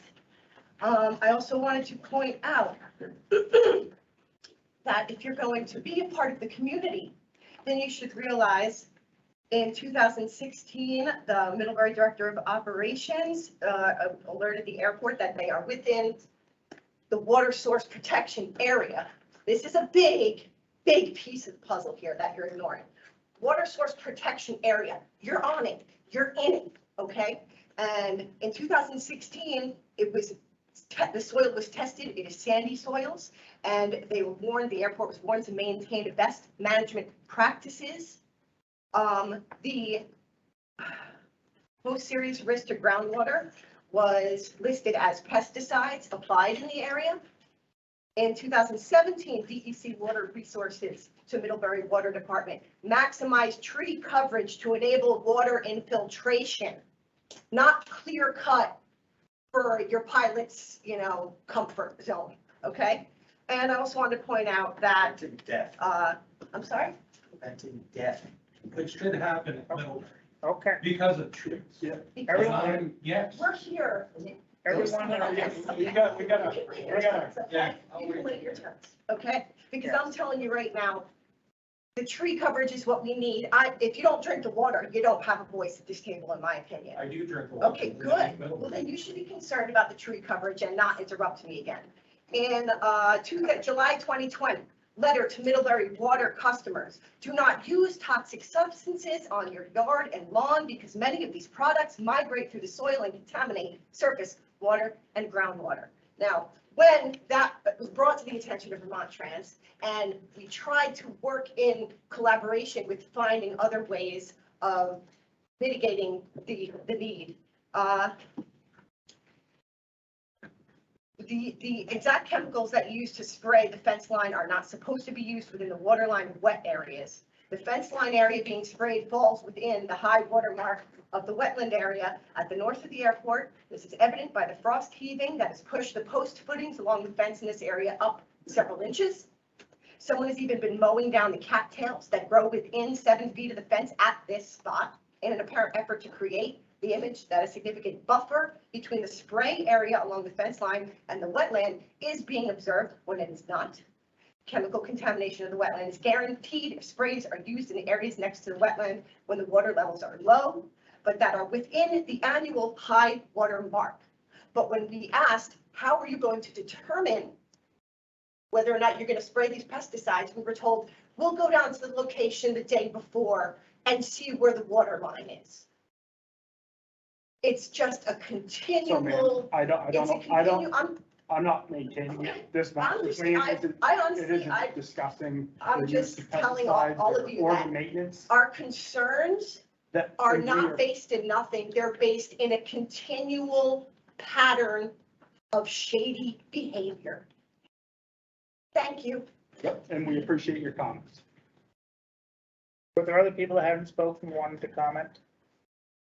Sir? Can I just follow up on that? I think in the next section, the next piece of work that you do will be around environmental, correct?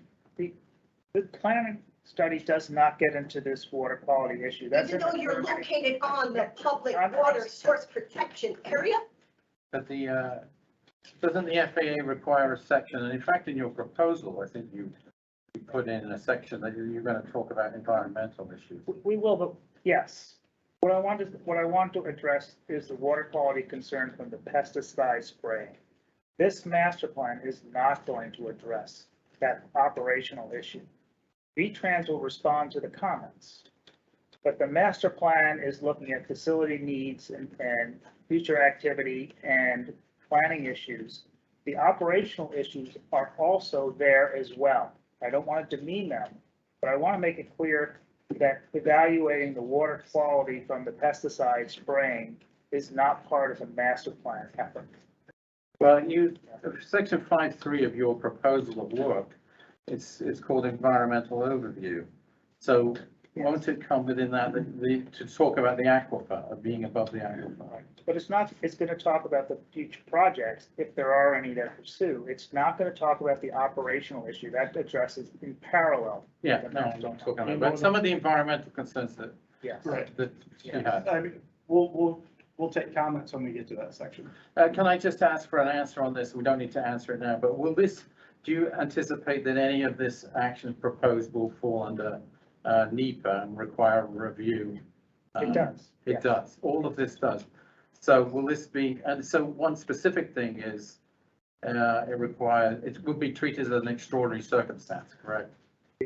Under NEPA. You have to be more specific than that. And So a NEPA review, if certain criteria are defined as extraordinary circumstances, one of which is water quality, and the second one is if it's a highly controversial action. Both of those require the FAA official who's authorizing, who's approving the master plan Yeah. to declare an extraordinary circumstance and then have a full environmental assessment. Is that your position? That is certainly a possibility. What I want to be specific on, this master plan does not give the V-Trans NEPA approval for anything. Right. Just like this master plan does not give V-Trans Act 250 approval for anything, or stormwater permits. All that may have to be done based on the project as requirement by the regulation. But it's project specific. So if, after I don't think the ALP is a qualifying, is an action, is a, It wouldn't require, and you are doing an airport layout plan, you are revising the airport layout. I can answer that for you. Approval of the master plan by the FAA does fall under NEPA, but it's an administrative act. And FAA, what they will do in their approval, they will specifically list that the master plan approval is a planning document that they accept in principle, but that NEPA will still apply to any project implementation. So you would be disappointed when the master plan gets approved that it does not address the specific environmental conditions of any particular project. That has to be done after the master plan. The master plan sets the table for that to enable projects to go into the environmental process. So it's a multi-step process.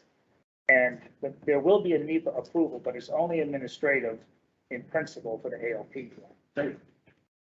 They have to approve the ALP. That's right. And does that not trigger, if it's treated as an extraordinary circumstance of review? It does not, it will not trigger an extraordinary circumstance for the approval of the ALP. The project could need, extraordinary circumstances on a project would trigger FAA involvement and determining what would need to be done for a study. I'll submit a question and then it would be nice to get a full response, because I don't think that's correct, but I will submit the question. FAA is reviewing this meeting and they may be, I believe they're attending right now. Yes. And we will ask them Yes. to comment specifically on the master plan ALP approval and how that impacts NEPA. Excellent. Because it's easy for me to say it, it'd be more useful from a lead agency from the FAA for you to get that information. Yes, yeah. Mhm. Thank you. Yes, ma'am? Yes, my question, you might have partially answered it with Andy, but I'm not very technically minded, so I don't fully understand. But with FAA, and my question is what, I get my words here, how this relates to the master plan, which has been I have a forestry background, so we know that clear cutting, because like many people got upset, clear cutting can be, has an impact, negative impact on water and, the biodiversity of life, animal life. And is there anything that prohibits master plan? Oh, and I also absolutely want those trees out of that safety zone for safety. You know, I'm fully in support of that. But is there anything that we can put into the master plan that would talk about lower level vegetation that could be planted in that area where the planes are landing, but they need the airspace? Can we have anything in there that would better protect the water and the environment in addition to meeting the safety requirements? We can look into that. I don't have an answer off the top of my head for that and how they're dealing with the future growth and regrowth in that area. All right, thank you. Gentlemen? Yeah, Ross Conrad again. So from what I've seen is the master plan often gets used when projects come up and they go to Act 250 or they're looking for permits and they say, oh, it's in the master plan. And so they tend to want to go along because it's been planned out and everyone's discussed it, it's been approved. And that does help to spur development and growth and more use. And I think the challenge here is there's conflict in a sense, because we got a residential area right by an airport, and then, you know, they just don't mix for it. That's part of the problem. And so at what point, because as the airport, and if your projections are anywhere close to accurate, it's going to keep growing in use and get busier. And with the aquifer, the water supply underneath, you know, it may be a small risk, but there is a risk. If something happened, never even mind, you know, the clear cutting or the pesticide, if there was a spill, fuel or chemicals or something major and it got into the water aquifer that thousands of people here in town rely on, hundreds of businesses, including all the beverage businesses, if that water supply ever got contaminated, it would be catastrophic for this town. So my question is, at what level does the activity at the airport get where that risk becomes unacceptable and we say we can't really grow the airport anymore, because the more it grows, the more likely there's something going to happen? And has that come up in the plan? Is there some way to address that somehow? Or is there, or if not, where is the appropriate place to have that discussion, figure out, you know, because I think the airport's, to me, it's fine the way it is. But I think if it gets too much bigger and too much, you know, that risk to the aquifer is just, I mean, the economics of the airport don't come close to me to substantiating taking such a huge risk. You know, well, quite frankly, I think the airport actually loses money for the state, but it doesn't mean I don't want it. I think it's valuable. It's good to have, but I think we need to look at this relationship with the community and the airport and find out where the level is that becomes maybe inappropriate. So we don't just keep building and building and growing and then find ourselves where the town faces this catastrophic situation. I'm not sure what you mean by catastrophic. Well, if our water supply was contaminated with chemicals and was unusable, this town would shut down, and I know V-Trans isn't gonna pay, just try to provide everyone with water. I've already asked them, they said no, that ain't gonna happen. It would be just, you know, it would be, so that's, even though it's a small risk, I don't think it's highly likely, but it is likely. And the more activity at the airport there is, the higher that risk level goes up. So I'm just wondering how we address that. Where, if it's not in this plan, where's the appropriate place? Well, that would be in the permitting process. That's why we have Act 250, we have A&R. I mean, that's where that would be addressed through that review period. It is not something that would be covered here in this master plan. Did I see it on your timeline? I'm sorry, Brenda. There was a timeline slide. Is that in there? Is what in there? It showed the timeline of the whole process and where we are now, the beige block. Right, yeah. So where is that process addressed in that timeline? The permitting process? The Act 250, where.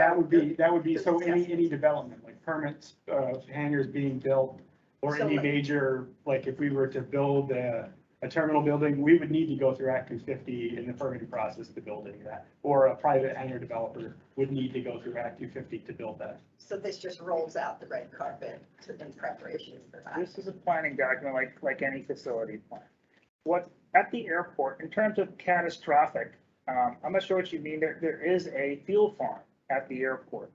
We're not recommending any changes to that. It's a regulated fuel farm. It has to meet all the code. In terms of aircraft use, I don't know, from a water supply standpoint, I don't know how aircraft different from any other vehicles throughout the town in terms of some sort of catastrophic impact to the water supply. We would certainly be concerned about the fuel farm at the airport because that's the source of a potential water quality issue. And that's what's regulated at the airport. The activity itself, whether there's a more based aircraft or more operations or less operations, I don't know how that directly results in the potential for a water supply issue more than any other development that fuel farms and gas stations and trucks and vehicles. So I concur with what you're saying, but I think that the real concern is anything specific that has the potential for impacting water quality, and that would be fuel potential. Or chemicals, if a plane was carrying a bunch of it, crash, for example, or something. Yeah. Okay, I'm not familiar with the. Yeah, I mean, I'm just, that's a hypothetical. Yeah, we appreciate the comment though, and, yeah, it would be the permitting process for any of those developments that would be the time to. Yeah, but the permitting process doesn't, they just look at the current project being proposed. They don't look at this bigger picture of what level of growth should maybe the residential area shouldn't grow anymore to allow the airport to continue to grow, or maybe the airport should, like, where's the balance? Should both of them just keep going so we have more and more conflicts between the residents and the pilots? And that's not a good situation.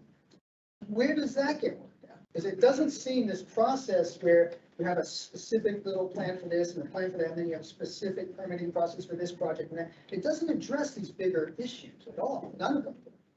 Where does that happen? It doesn't happen with this, It doesn't happen. Yeah. not with this process. Yeah, it's unfortunate because that could, I think, alleviate many of the concerns that people have. In the NEPA process, and I believe also in Act 250, secondary cumulative impacts can be considered, and NEPA requires that. I understand that certainly residents are interested in not seeing the airport grow anymore, because that's a perfect, valid local position to take.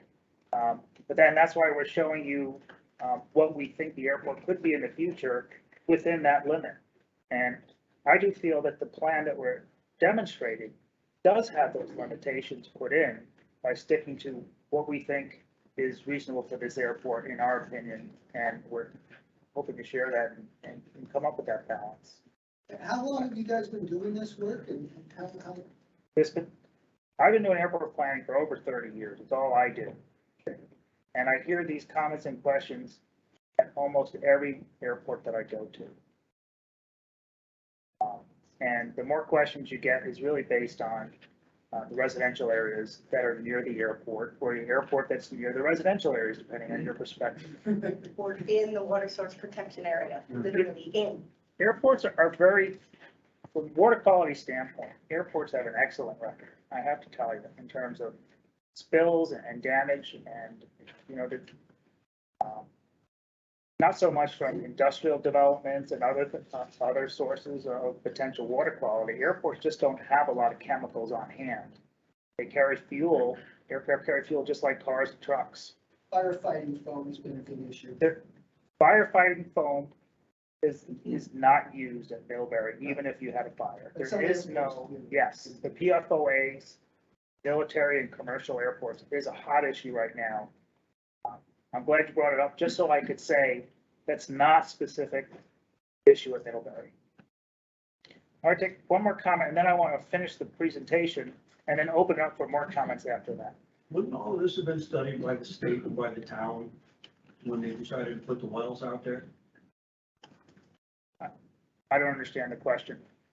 Well, the water aquifer, the wells for the town are all out there beyond the airport or near the airport. Wouldn't all this been considered at the time when the town and the state were all studying moving the wells out there from where they came from Lincoln? I didn't see the airport as a risk. Station too. Most of the wells went in before things like that were considered. There have been some since then.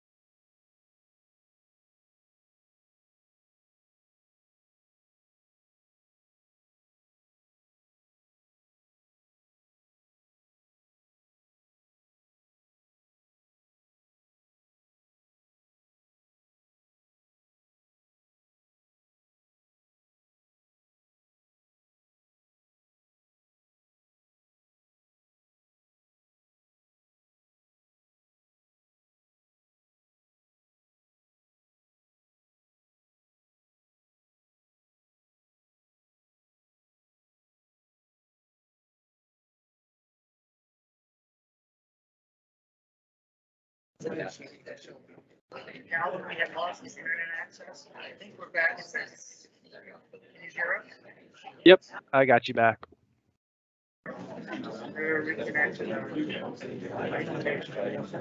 you see the terminal building slide? Not yet. Can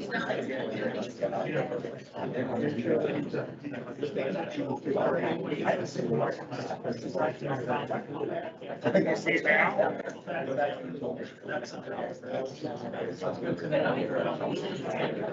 Everybody, looks like we got everything, I think we got everything back underway.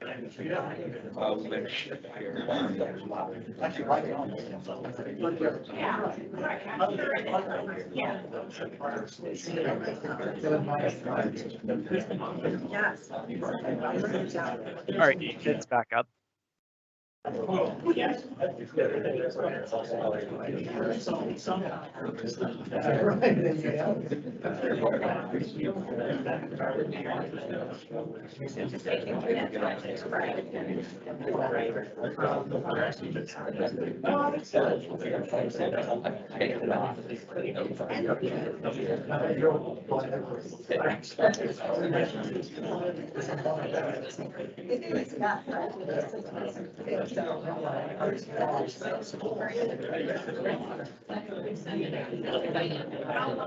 Carolyn, do you hear us now?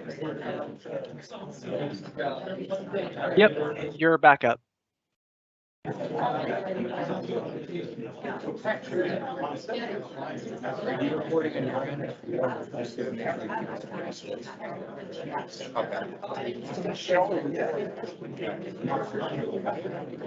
Thanks, everybody.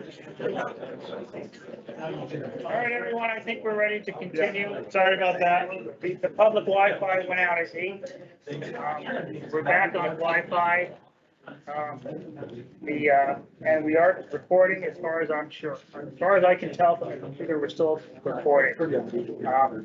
I've got one last section of the slides, and then we'll keep asking questions as long as we can answer it to the best of our ability. The last section we're going to go through here is some development concepts. Everything here is draft, everything. I'm going to tell you what I know about it, and you can ask comments on it. We have some preliminary recommendations to V-Trans. Everything's still unofficial until we collect all the comments. So development concepts, start with some of the issues we've already been talking about in a roundabout way. The V-Trans is advancing a statewide pre-permit effort or master permit effort for private hangars. And the hangars would be located on a public airport through a lease agreement with V-Trans. That's pretty much how all the hangars throughout the state work now. Now, at Middlebury, there's a plan for a whole set of hangars. But I want to make it very clear that V-Trans is not building these hangars. They're not going to fund the hangars. FAA is not going to fund the hangars. If they're built, they'll be built privately by a tenant with an agreement with V-Trans. So even though we're showing a plan for a cluster of hangars, it doesn't mean that this cluster will be built. They'll only be built as demand arises and is funded privately. This is on the north side of the airport, and more specifically on the northwest side of the airport. Here's the end of runway 19. I could show you a different illustration. This little cluster of hangars is just a rendering. But what the state has done is they want to pre-plan for hangars so development, if it does occur, is not haphazard. It's part of a master plan, it's part of an Act 250 program, and it's thought out in advance. To show you one more illustration here and some discussion, this is that same cluster of hangars that has started the Part 150 program, and it's part of the master plan as well. So how this came about is not directly through V-Trans, it was through the state legislature. And there were developers and hangar users and others that can get frustrated in Vermont because we know how difficult the permitting process is, how involved it is in all the requirements. For an individual to build something in Vermont on your private property, the process is relatively straightforward. Not that you don't have to go through all the requirements. On an airport, it can be a little more difficult because the developer would be a private entity or a business, but developing on a public piece of property. That makes the permitting more complex. And that's why the Vermont legislature came up with this program, part of the Act 78 in 2020, that V-Trans will at all the V-Trans airports, will come up with a plan to pre-permit potential hangar development. So that's what this process is. I definitely get concerned that throughout the state, V-Trans is showing logical locations for multiple hangars. The instant So the instant assumption is that all these hangars will be built and built by V-Trans, and that's certainly not the case. So when you're talking to people, realize the permitting doesn't guarantee any of this construction, but it does enable it to happen more readily by going through that environmental permitting process first. So for the master plan, this group of hangars on the north side, there's another illustration here with a map on the left and a simulation for heights on the right. Is part of the master plan now. It's not necessarily a recommendation that all these be built, but it is part of an overall plan. Let me go through the other slides on this section, and I promise this is my last set of slides, and we'll have time for more questions. So what is this? Looking at the slide, this is the north area. We've been calling it the North Hangar Development just for convenience. It doesn't have an official name necessarily, but it's additional hangars for small general aviation aircraft, potential corporate aircraft. It's going through the permitting process now. It has started. What you see here is following the requirements of V-Trans are interested in doing these permits for small hangars, medium-sized hangars, and large hangars. At Middlebury, the potential layout you see here has up to 5 small hangars, 3 medium and 1 large. And the idea is to provide flexibility for a new tenant to come in and say, well, I do want to build a hangar. I want to build one of these small hangars. And then some of that process has already been completed, and we know it can be done in an environmentally sound way if it goes through and gets approved through the Act 250 process. So we don't know if anything of it would be built, but we do want to plan to enable it to happen so that hangars are now thought up in advance and follow a pre-planned approach. So this is part of that effort. What we're also showing on this slide is one potential location for that terminal building. That pointer is not very big, is it? This area here, I don't know that you can see me pointing to that area. Oh, yeah. On that existing apron that's already there now. I didn't get that. Could you try again? Right. Can you stand up by the? Sure. Go forward when I say go forward. Okay. On the block, people doing this. So this is the existing apron area. This small building here, I think we've drawn it at 1,800 square feet, is one potential location for that terminal. This is, go back a slide. Go back one more. The potential terminal building that we're showing in this particular case would be located here. This happens to be the fuel farm. This is the large tie-down apron. And the idea for that location would be taking advantage of the existing apron that's already there. Go forward again. And one more time. And on the map, here's that large tie-down apron that has the aircraft tied down on there now. There is extra capacity there. So that was one potential location for a future terminal building. It's got some pros. The cons is it's not particularly centralized. It's a little remote away from some of the other facilities, but it could work in that location. Go to the next slide. This is also talking about a master plan concept. Now we're way on the south side. This would be the southwest side of the airport. And in this illustration, this is the access road. This is the existing taxiway, all to the south of the airport. This area is undeveloped now, but we're showing this as a potential location for a terminal building as well, because it's airport property that's available. It's also a disadvantage of that. It's remote. It's way at the end of the airport on the south side. Next slide. This is that same area. This is the south area. We called it the South Development Area. That doesn't really have a name. Here's the south end of the runway. And this is one of the hangars that has started the permitting process. I'm not exactly sure where that analysis, that process is right now. But this is that same location where we're showing their terminal buildings. Only one of those two could be built. And what we're planning to recommend as we move forward is that reserve this for this hangar. It's already started the process.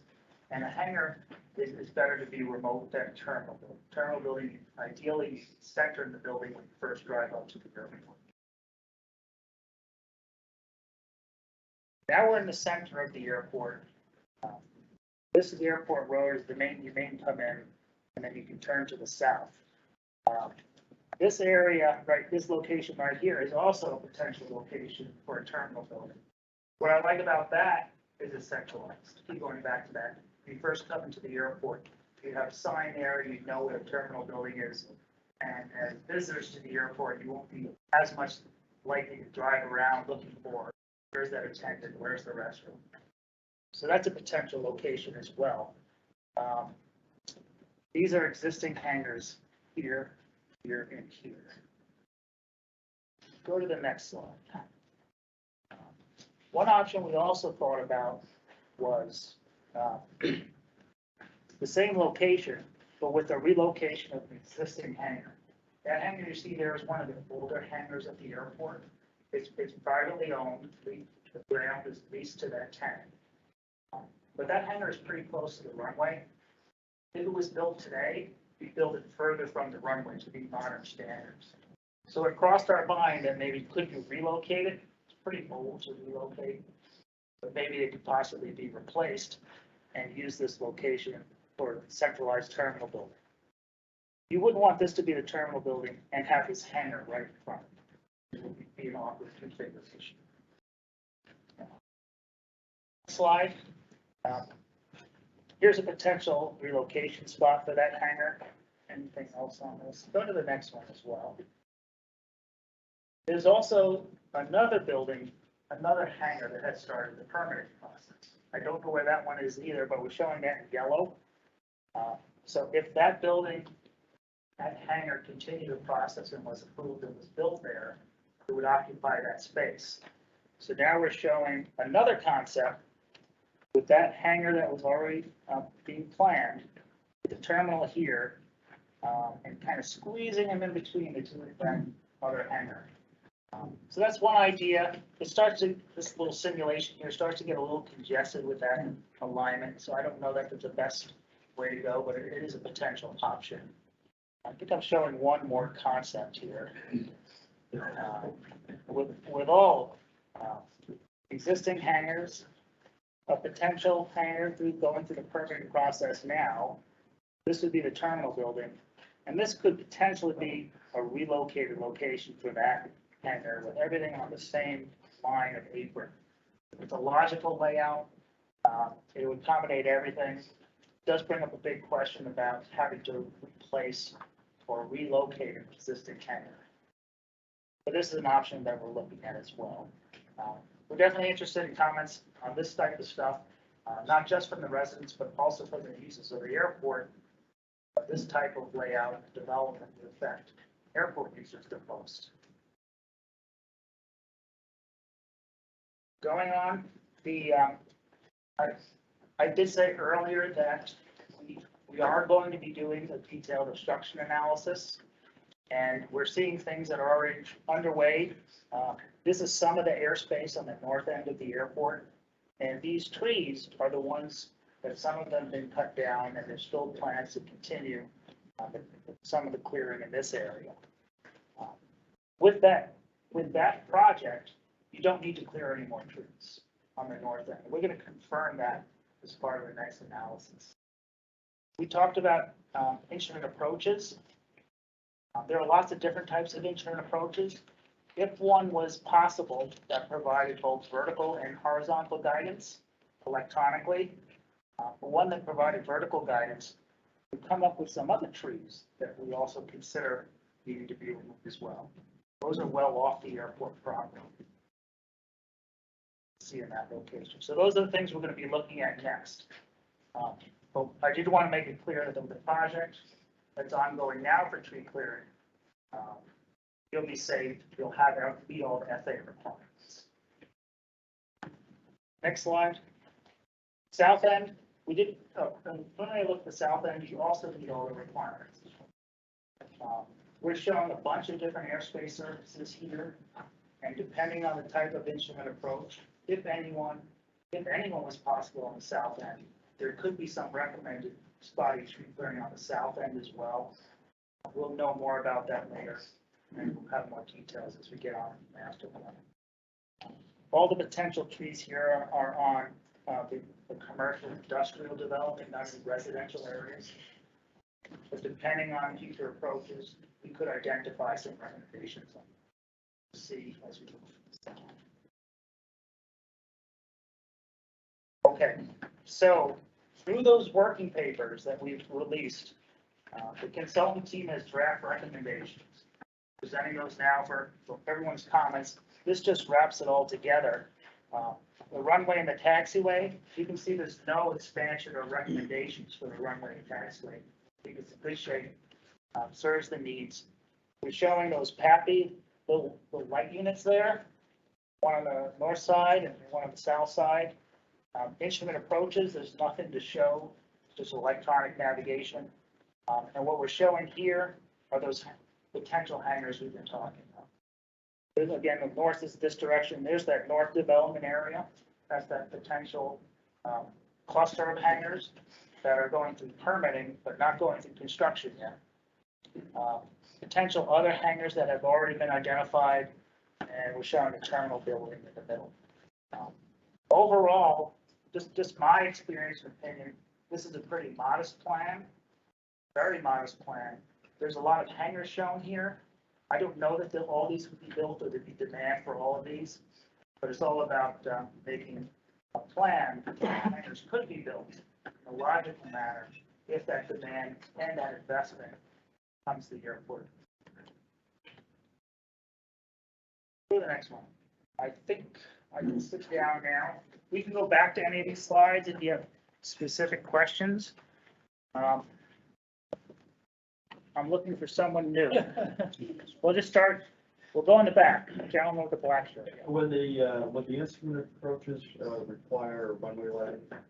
They don't require runway lighting. Runway lighting and instrument approaches can both be considered independently. Gentlemen? Yes, my name is Eugene Roy.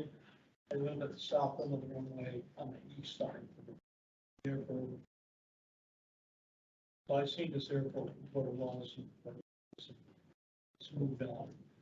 On the hangars that you guys are talking about, where do you draw your line? How many hangars do you need?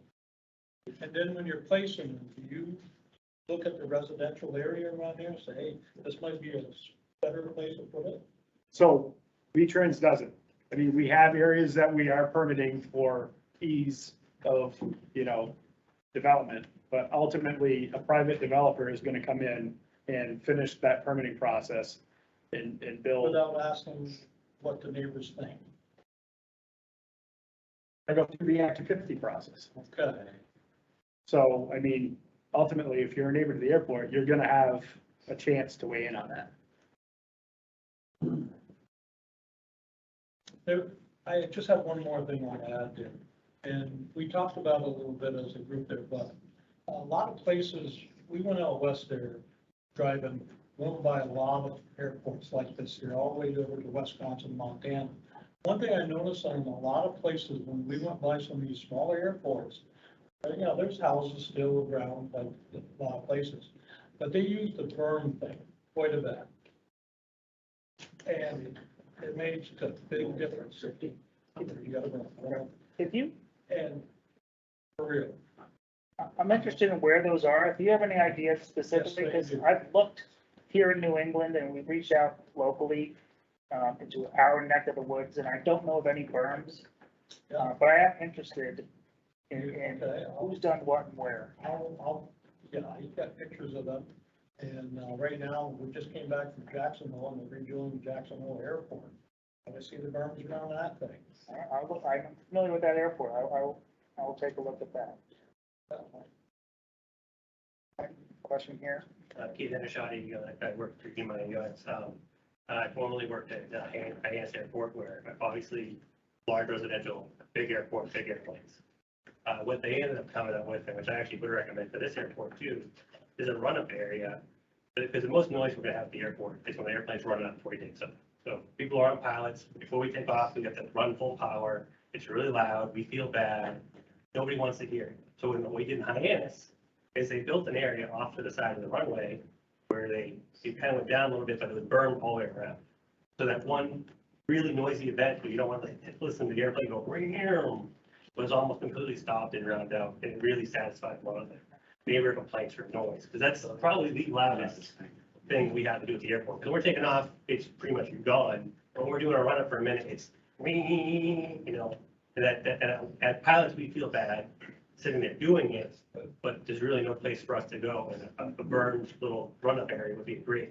At Hyannis, they have berms using to create that run. Yep, so it's off the end of the runway, and you go into it, and it's all burned up, probably about 15 feet, I think, and it almost completely got rid of all the noise complaints from the neighbors.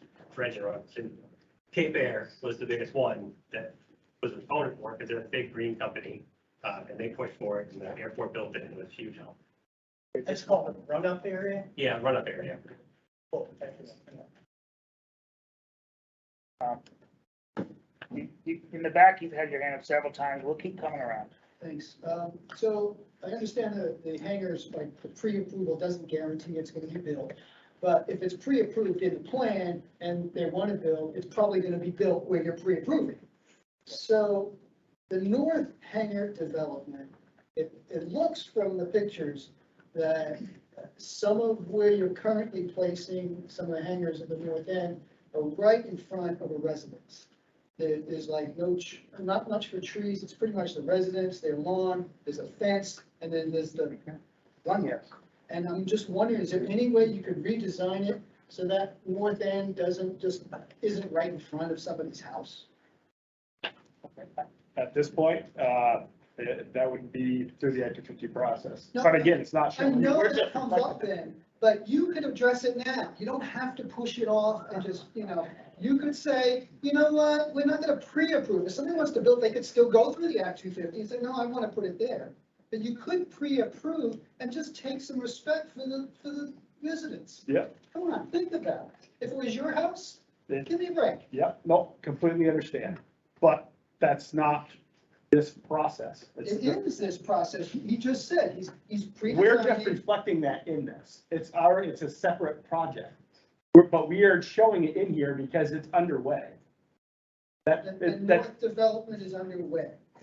The permitting for that north it's in the permitting process. We're just reflecting it in the. Oh, is in the that the back. one they talked about that didn't go through, that wasn't planned for ahead of time? Yeah. I see. So just because it's underway, you feel like you have to automatically plan for it and put it in, is that it? We're just reflecting it because it is underway. Or you could not reflect it, because by putting it in, you're giving more power to it happening. You understand? It's more likely, so if you don't put it in, they can't just say, oh, look, the state said it's fine, and forget whatever the neighbor thinks. You see what I'm saying? You're Yep, I really do. stacking the deck here, ahead of the, it doesn't smack as fair play. I'm just saying. Yep, no, we appreciate that comment. Can I ask you something? I'm sorry if I can in this interchange, which feels really important for us. When you say, I appreciate your comment, and he keeps asking you to take preventive action. I can't promise that we can take that. That's, Why? Of course not, but No, I'm no, here no, to ask. wait. and that's why I'm saying we appreciate that comment. No, no, And we I- can certainly look into it, but I can't promise that. Can you here. please just explain? I'm not being Yep. sarcastic. Can you explain why you can't? Because it's not my project, and I'm just a project manager. I can't pull a project that's already underway and in permitting. You can't. That would be my boss's boss or their And what boss. is your relationship? I mean, ultimately, that development was, a legislative directive that we were told to do. I'll just and take that's it one where step, they- I'll take it one step further, just so we understand what we're doing here and what kind of impact we're here and the premise is that we have a say, you're interested in what we have to say. And here you are, I really appreciate you're here and listening, but we need to understand, like, you can be here and listening, let's go like that, you go like that to us as if, do you not have any impact on the feedback you're getting and give it to the people who are doing this project? Oh, absolutely. Yeah, So will you do that? I can absolutely do that. Thank you. Yeah. Thank you very much. Gentleman in the front row here, be waiting. Thank you. Hey, question for you guys again, about the hangar development. Will this, have positive, negative, or no impact on your business? See, there is a current need for aircraft hangars at Middlebury right now. There is currently 0 available hangar space for anybody to put the airplane in. Don't already have it. I might jump in on that too, as I'm not in business on the field, but I utilize the airport for my business quite a bit. I currently bag them between multiple hangars whenever they happen to be available because they're vacant by somebody else. So certainly for me, the ability to fill, in my case, possibly the south hangar would be hugely beneficial. So there are times when I'm out and I'm freezing ice and I can't fly. And then additionally, just take another step. I can say that on the south hangar, at least, the theory would be that those are all filled by existing currently based people, not people coming in. Would you see this being advantageous to your business growth, negative, or no impact? I might jump on that again, actually. Please. So from my perspective, I own a construction company, so we're making construction. By the way, Sean Flynn, to to keep the form going. For me, it probably represents about my air piece of my business would be doing traveling construction company. Probably about $12 million a year is based out of the fact that I fly, all of which comes back to this community. Because we build everything here and then take it out, and I project manage the distance 3 days a week by airplane. So yes, for me, this is the integral part of my business. Lion's share of what we currently do. On the back row there. Yeah, I just, Mike Vincent, East Middlebury resident and a business owner at the airport. And I've been there 30 years, grew up there. And to go into building hangars in front of somebody's home, that was built in roughly 2005, and the gentleman clear cut the trees that opened up the view to the airport because there was none. The trees actually, if you do the line, are on state property, so cut down trees that were on state property to get a view of the mountain from his house, which was then sold, I believe, last year. And, to that person's, deal, didn't realize, I guess, that there's an airport there and they're gonna build hangars, which is in the 2003 master plan. It's at the airport. Come into my building, there's a picture of it. So to say that we're gonna build stuff without thinking of neighbors, sometimes things are built without the airport in mind. Just another view. I don't wanna put anybody's view down, but that is another. Just to comment that, I'm the actual individual who didn't see it in the 2003. It's not in the 2003 master plan. This drawing is not in the 2003. Not that drawing, no. There is hangars in that drawing. They're at my hangar. Okay. You can stop by. But can I just ask, we talked a lot about data tonight and your use of it in terms of forecasting. Presumably hangars are one of the things that you would use that data for in order to see if there's sufficient capacity, overcapacity. You would try and forgive me if I'm putting words in your mouth, but you try and match the master plan to the forecasted demand going forwards, correct? Generally?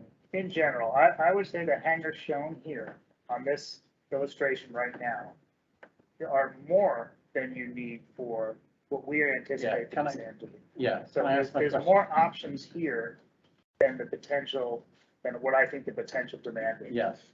And I think you've done great due diligence on most of these projects here, but I think you just admitted that actually, because it was already in permitting, you didn't do any due diligence, ask users whether this north hangar development should be in the master plan. It just was already in there by default because it's already in permitting. I think that's what you just said. This layout is Yes. ultimately what is there, that's why Yes. it's shown. So you, CHA did no due diligence on whether that was the right place for it, or whether it's even feasible or possible, because that's been done by other consultants, is that correct?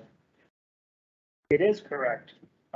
We would have identified hangars on this site independently, however. You would, you're telling me would you have done this amount and then this, This amount, I mean, I keep going back to that same point, is that we don't know that this amount's gonna be built. The state program is. That's not my question. is to You give know the options. forecast, though. You've done some forecasting. Yeah. And presumably you try and match that. I think the FAA requires that, right, in the master planning. In doing master planning, you cannot just over plan and over plan for development, because the FAA will not want to see that, correct? In this case, that point is not correct, because the FAA will do that for the airfield and publicly funded facilities. The FAA, this still falls under NEPA and whatever other state and federal requirements, but the FAA doesn't regulate, you're getting to the case where we might be overbuilding hangars. There are probably more hangars shown on this drawing than you need to satisfy those forecasts. But that's why I've also been clear, is that we don't expect all of these facilities to be built. It's an assortment of small, medium, and large hangars that a tenant could come in and select the needs for themselves. And having on the plan is to make sure if something is built, it's in a reasonable location. But the ALP is approved by the FAA. It's one of the 3 things that they actually have to approve, correct? Yes. So they'll look at this. Yes. And won't they look that it's a reasonable plan? And how will they judge whether it's a reasonable plan? What is their approval process for approving an ALP? In terms of a hangar, the FAA is gonna make sure that hangar is located in a safe manner from an aeronautical standpoint, from proximity to the runway, from obstruction analysis, and from any airfield operational considerations. The FAA's job is not to say where the houses are, and that's not an appropriate land use. That's not what the FAA will do. That comes as part of the Act 250 process. So why did you stop at this, you could have, there's multiple gaps in this. You could have filled the whole airfield with hangars, correct? The whole side of the runway. Many master plans do that. They Yeah. show well above. I think this is somewhat above what, and I don't think all of these hangars would be built in the future. That would be my opinion. The ones we're showing here. But can you just repeat and put it on record? You don't think from your, well, let me ask you as a question.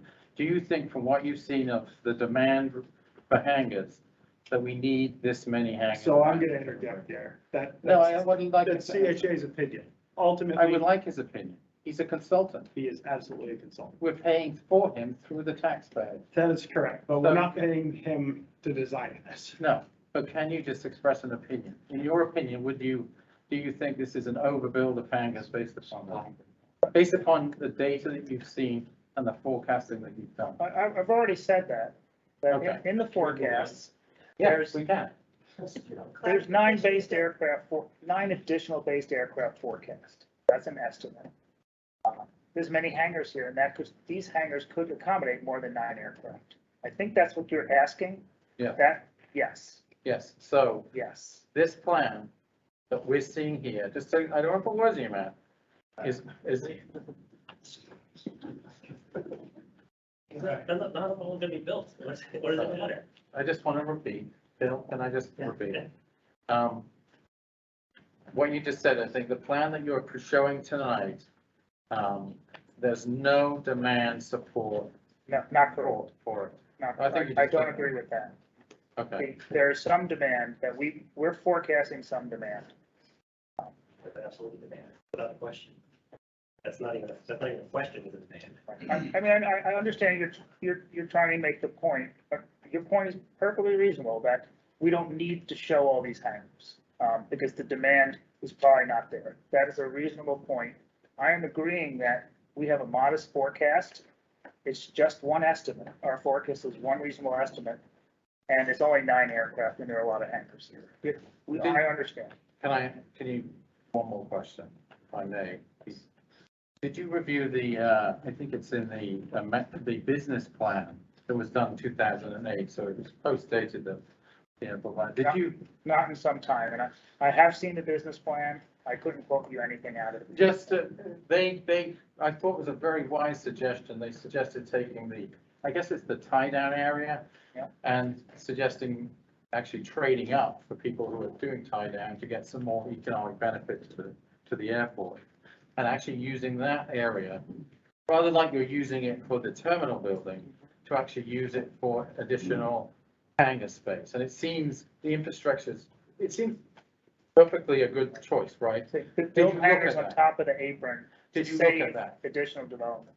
Did you look at that option? We haven't looked at that option. Is that something you will look at? We can look at that. Thank you. In the back row? Yeah, 2 quick comments about hangars. They are desperately short all over the country. Most airports have waiting lists that are years long, so. What's the waiting list of Middlebury? 7 There isn't any hangars. There aren't any hangars, and the state doesn't run them. I fortunately was able to buy one by sheer bloody luck. And that's only one of the major reasons why I moved to Middlebury, because I could get a hangar.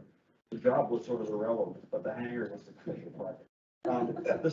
The second part is, if you take that tie-down area and turn it into hangars, you still have to have tie-down area for transient aircraft. So the difference in price between a tie-down area and a hangar is on the factor of 10. So people don't want necessarily to pay 10 times the price when they tie their airplane down. So either which way, you're still gonna have to have both of those spaces occupied, one way or the other. Another issue with the tie-down, we'll look into that. We'll consider that. The tie-down area, I believe, was federally funded area. And to build private hangars on it, there could be a restriction on that based on the year and the funding source, which. That's not what the 2008 business plan. We'll check it out. Thank you. Back row? I'm Ted Blumenbach, I'm about playing at Middlebury. I've been waiting for 4 years for some kind of committee to be done, so I can build one of those hangars. And so there is demand, I will guarantee you. And thank you, by the way, for hosting the Middlebury Airport and us users of Middlebury Airport. We try to be very respectful. I didn't do the 25, touch and goes. I'm sure I don't do a different Burlington or touch and go. But, so yeah, thank you. I'm 67 now. I know it's hard to believe.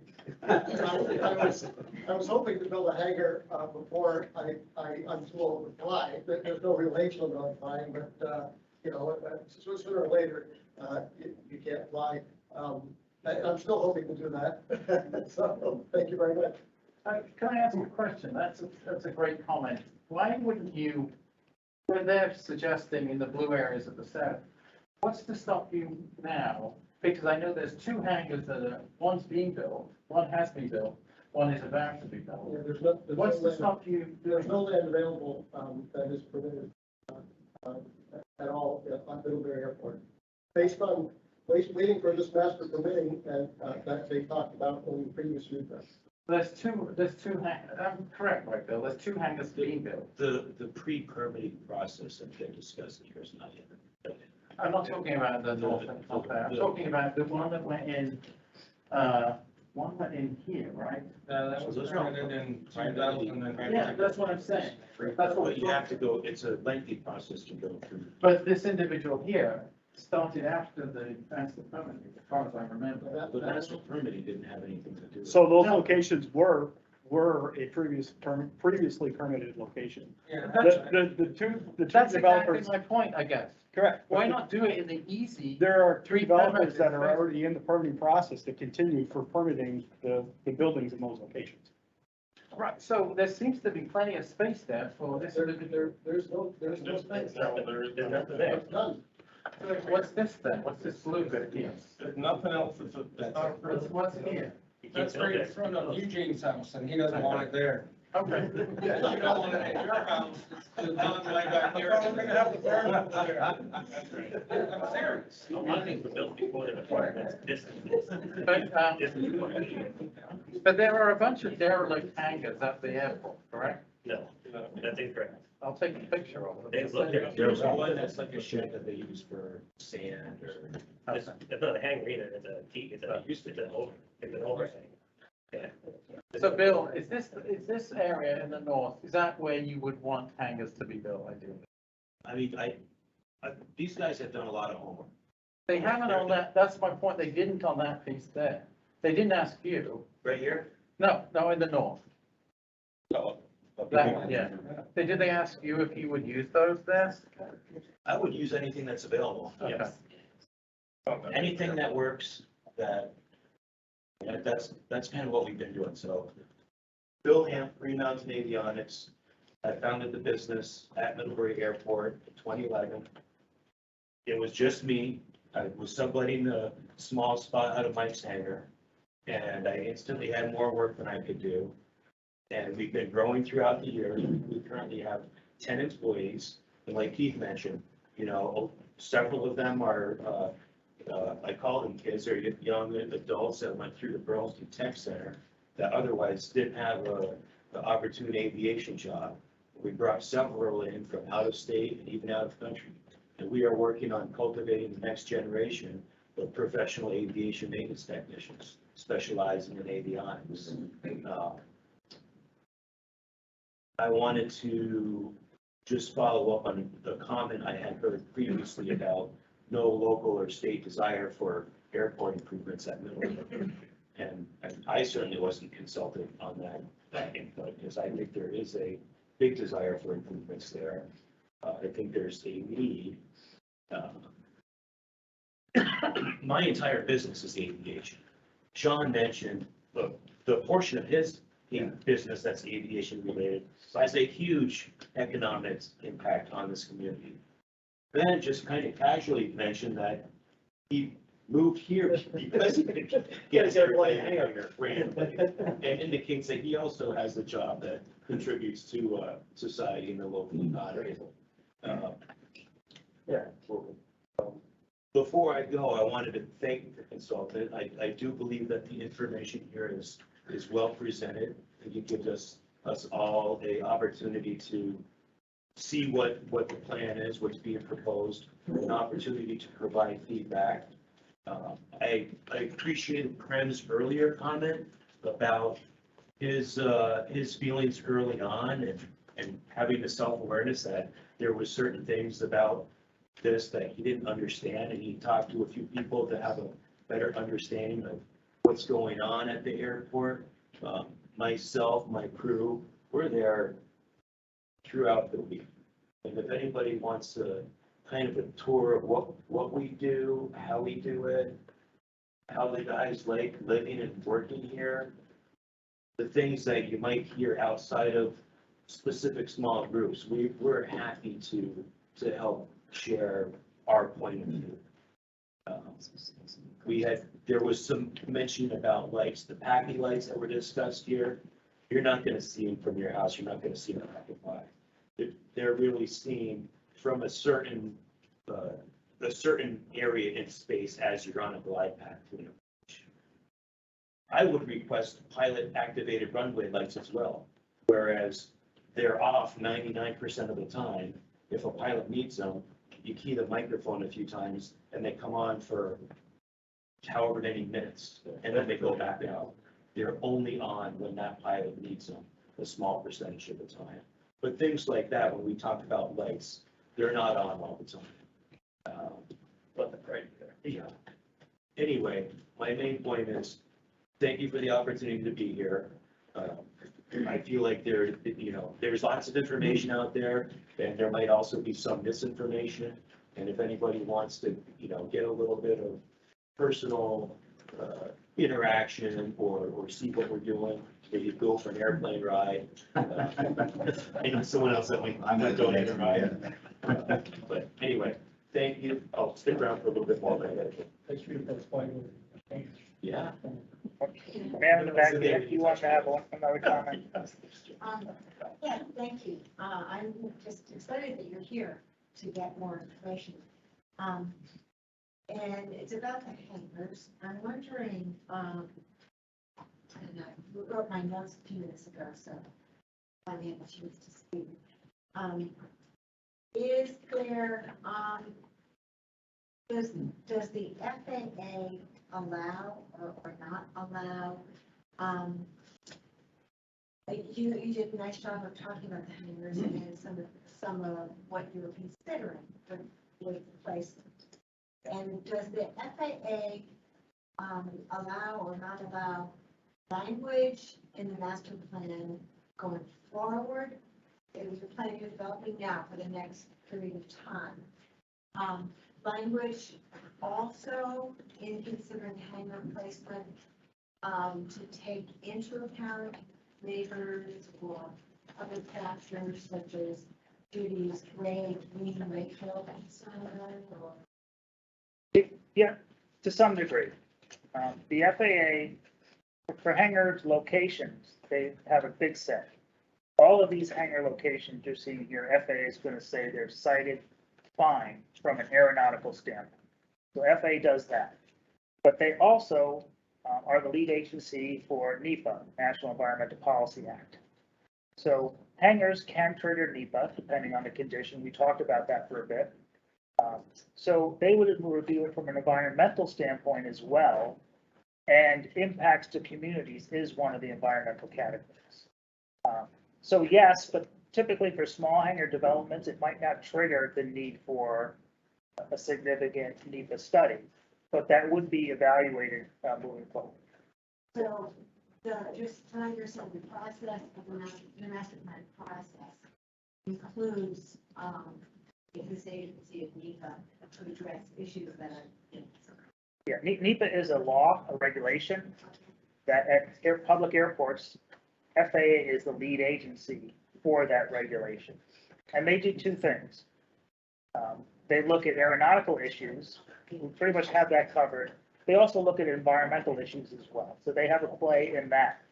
What the FAA doesn't do is say, you don't need any more hangars. That's not their job to determine aircraft storage capacity. It's just that it meets federal regulations and airspace safety conditions. And thank you. My other question has to do with hangars. We're hearing a lot of discussion about how much do we need, how much is enough. I'm learning about how hangars are for individual pilots. Is there anything in the system that looks at the efficient use of hangars? Because I understand hangars can also include a lot of non-aviation items. There's at a public airport like Middlebury, the FAA has a prohibition of non-aeronautical use of aircraft hangars on the airport property. So if a hangar was built or the existing hangars are in place, if the owner of that hangar wanted to do a body shop or anything for that, build furniture, there's a prohibition against that, and V-Trans would have to not enable that to happen because it's a non-aeronautical use on federally obligated airport property. So that's used by a business. What about storage? Same. If it was just a storage unit for not for aircraft, that would not be an aeronautical use. So are there hangars that might have one aircraft and the rest of the space is something else that could be used for a second aircraft? Aeronautical use is pretty broad for maintaining aircraft, fixing aircraft, equipment for aircraft, anything related to pilots and service facilities, all that's aeronautical. So with your question, yeah. So you cannot impede aviation. So if I have a hangar that holds one plane, then one plane needs to be in there. And if you could fit your car underneath the wing or wanted to know, put your kayak underneath, it's not impeding aviation, right? So they've gone through this over and over across the country. So no one wants to have a hangar that can't put all the possible airplanes you can fit. I have a hangar that I might have a plane and then I've taken apart 4 airplanes. So a hangar that can hold 1 has 5 airplanes in it.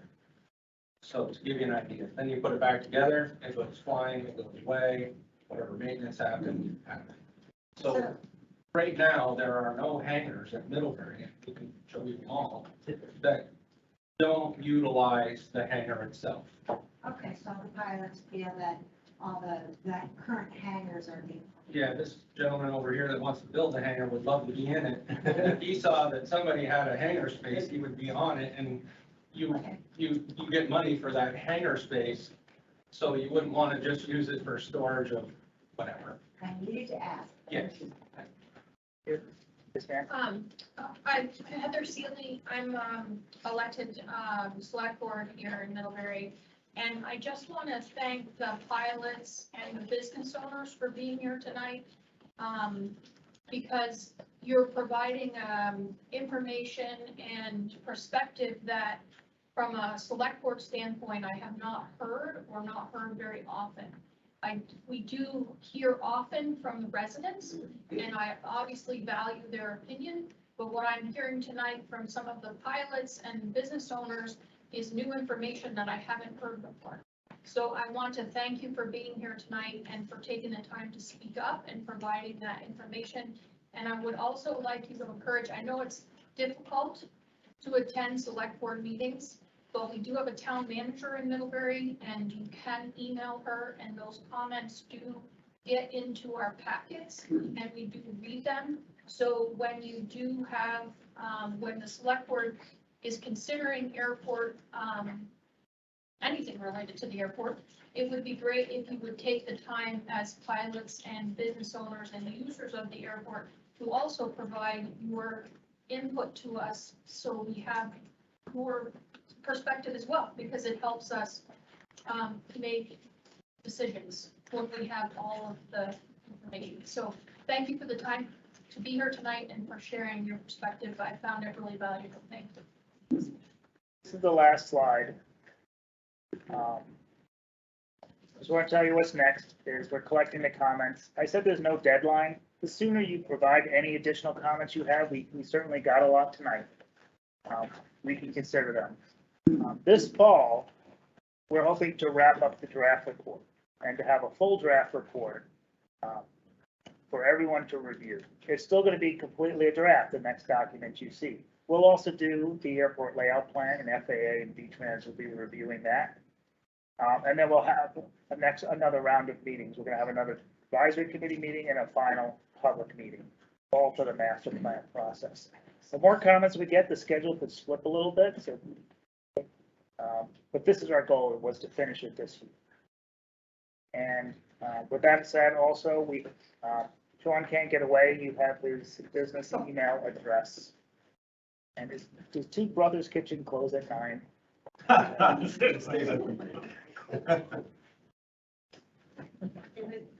just make a suggestion that at this next meeting, they can talk about the public, whether or not in the past we held a meeting at the airport, and whether that would be possible.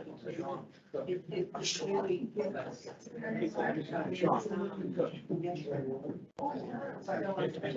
Just maybe at the next meeting. Well, if it's possible, we could have maybe an airport visit and then come here, because we're supposed to meet ADA requirements and other things.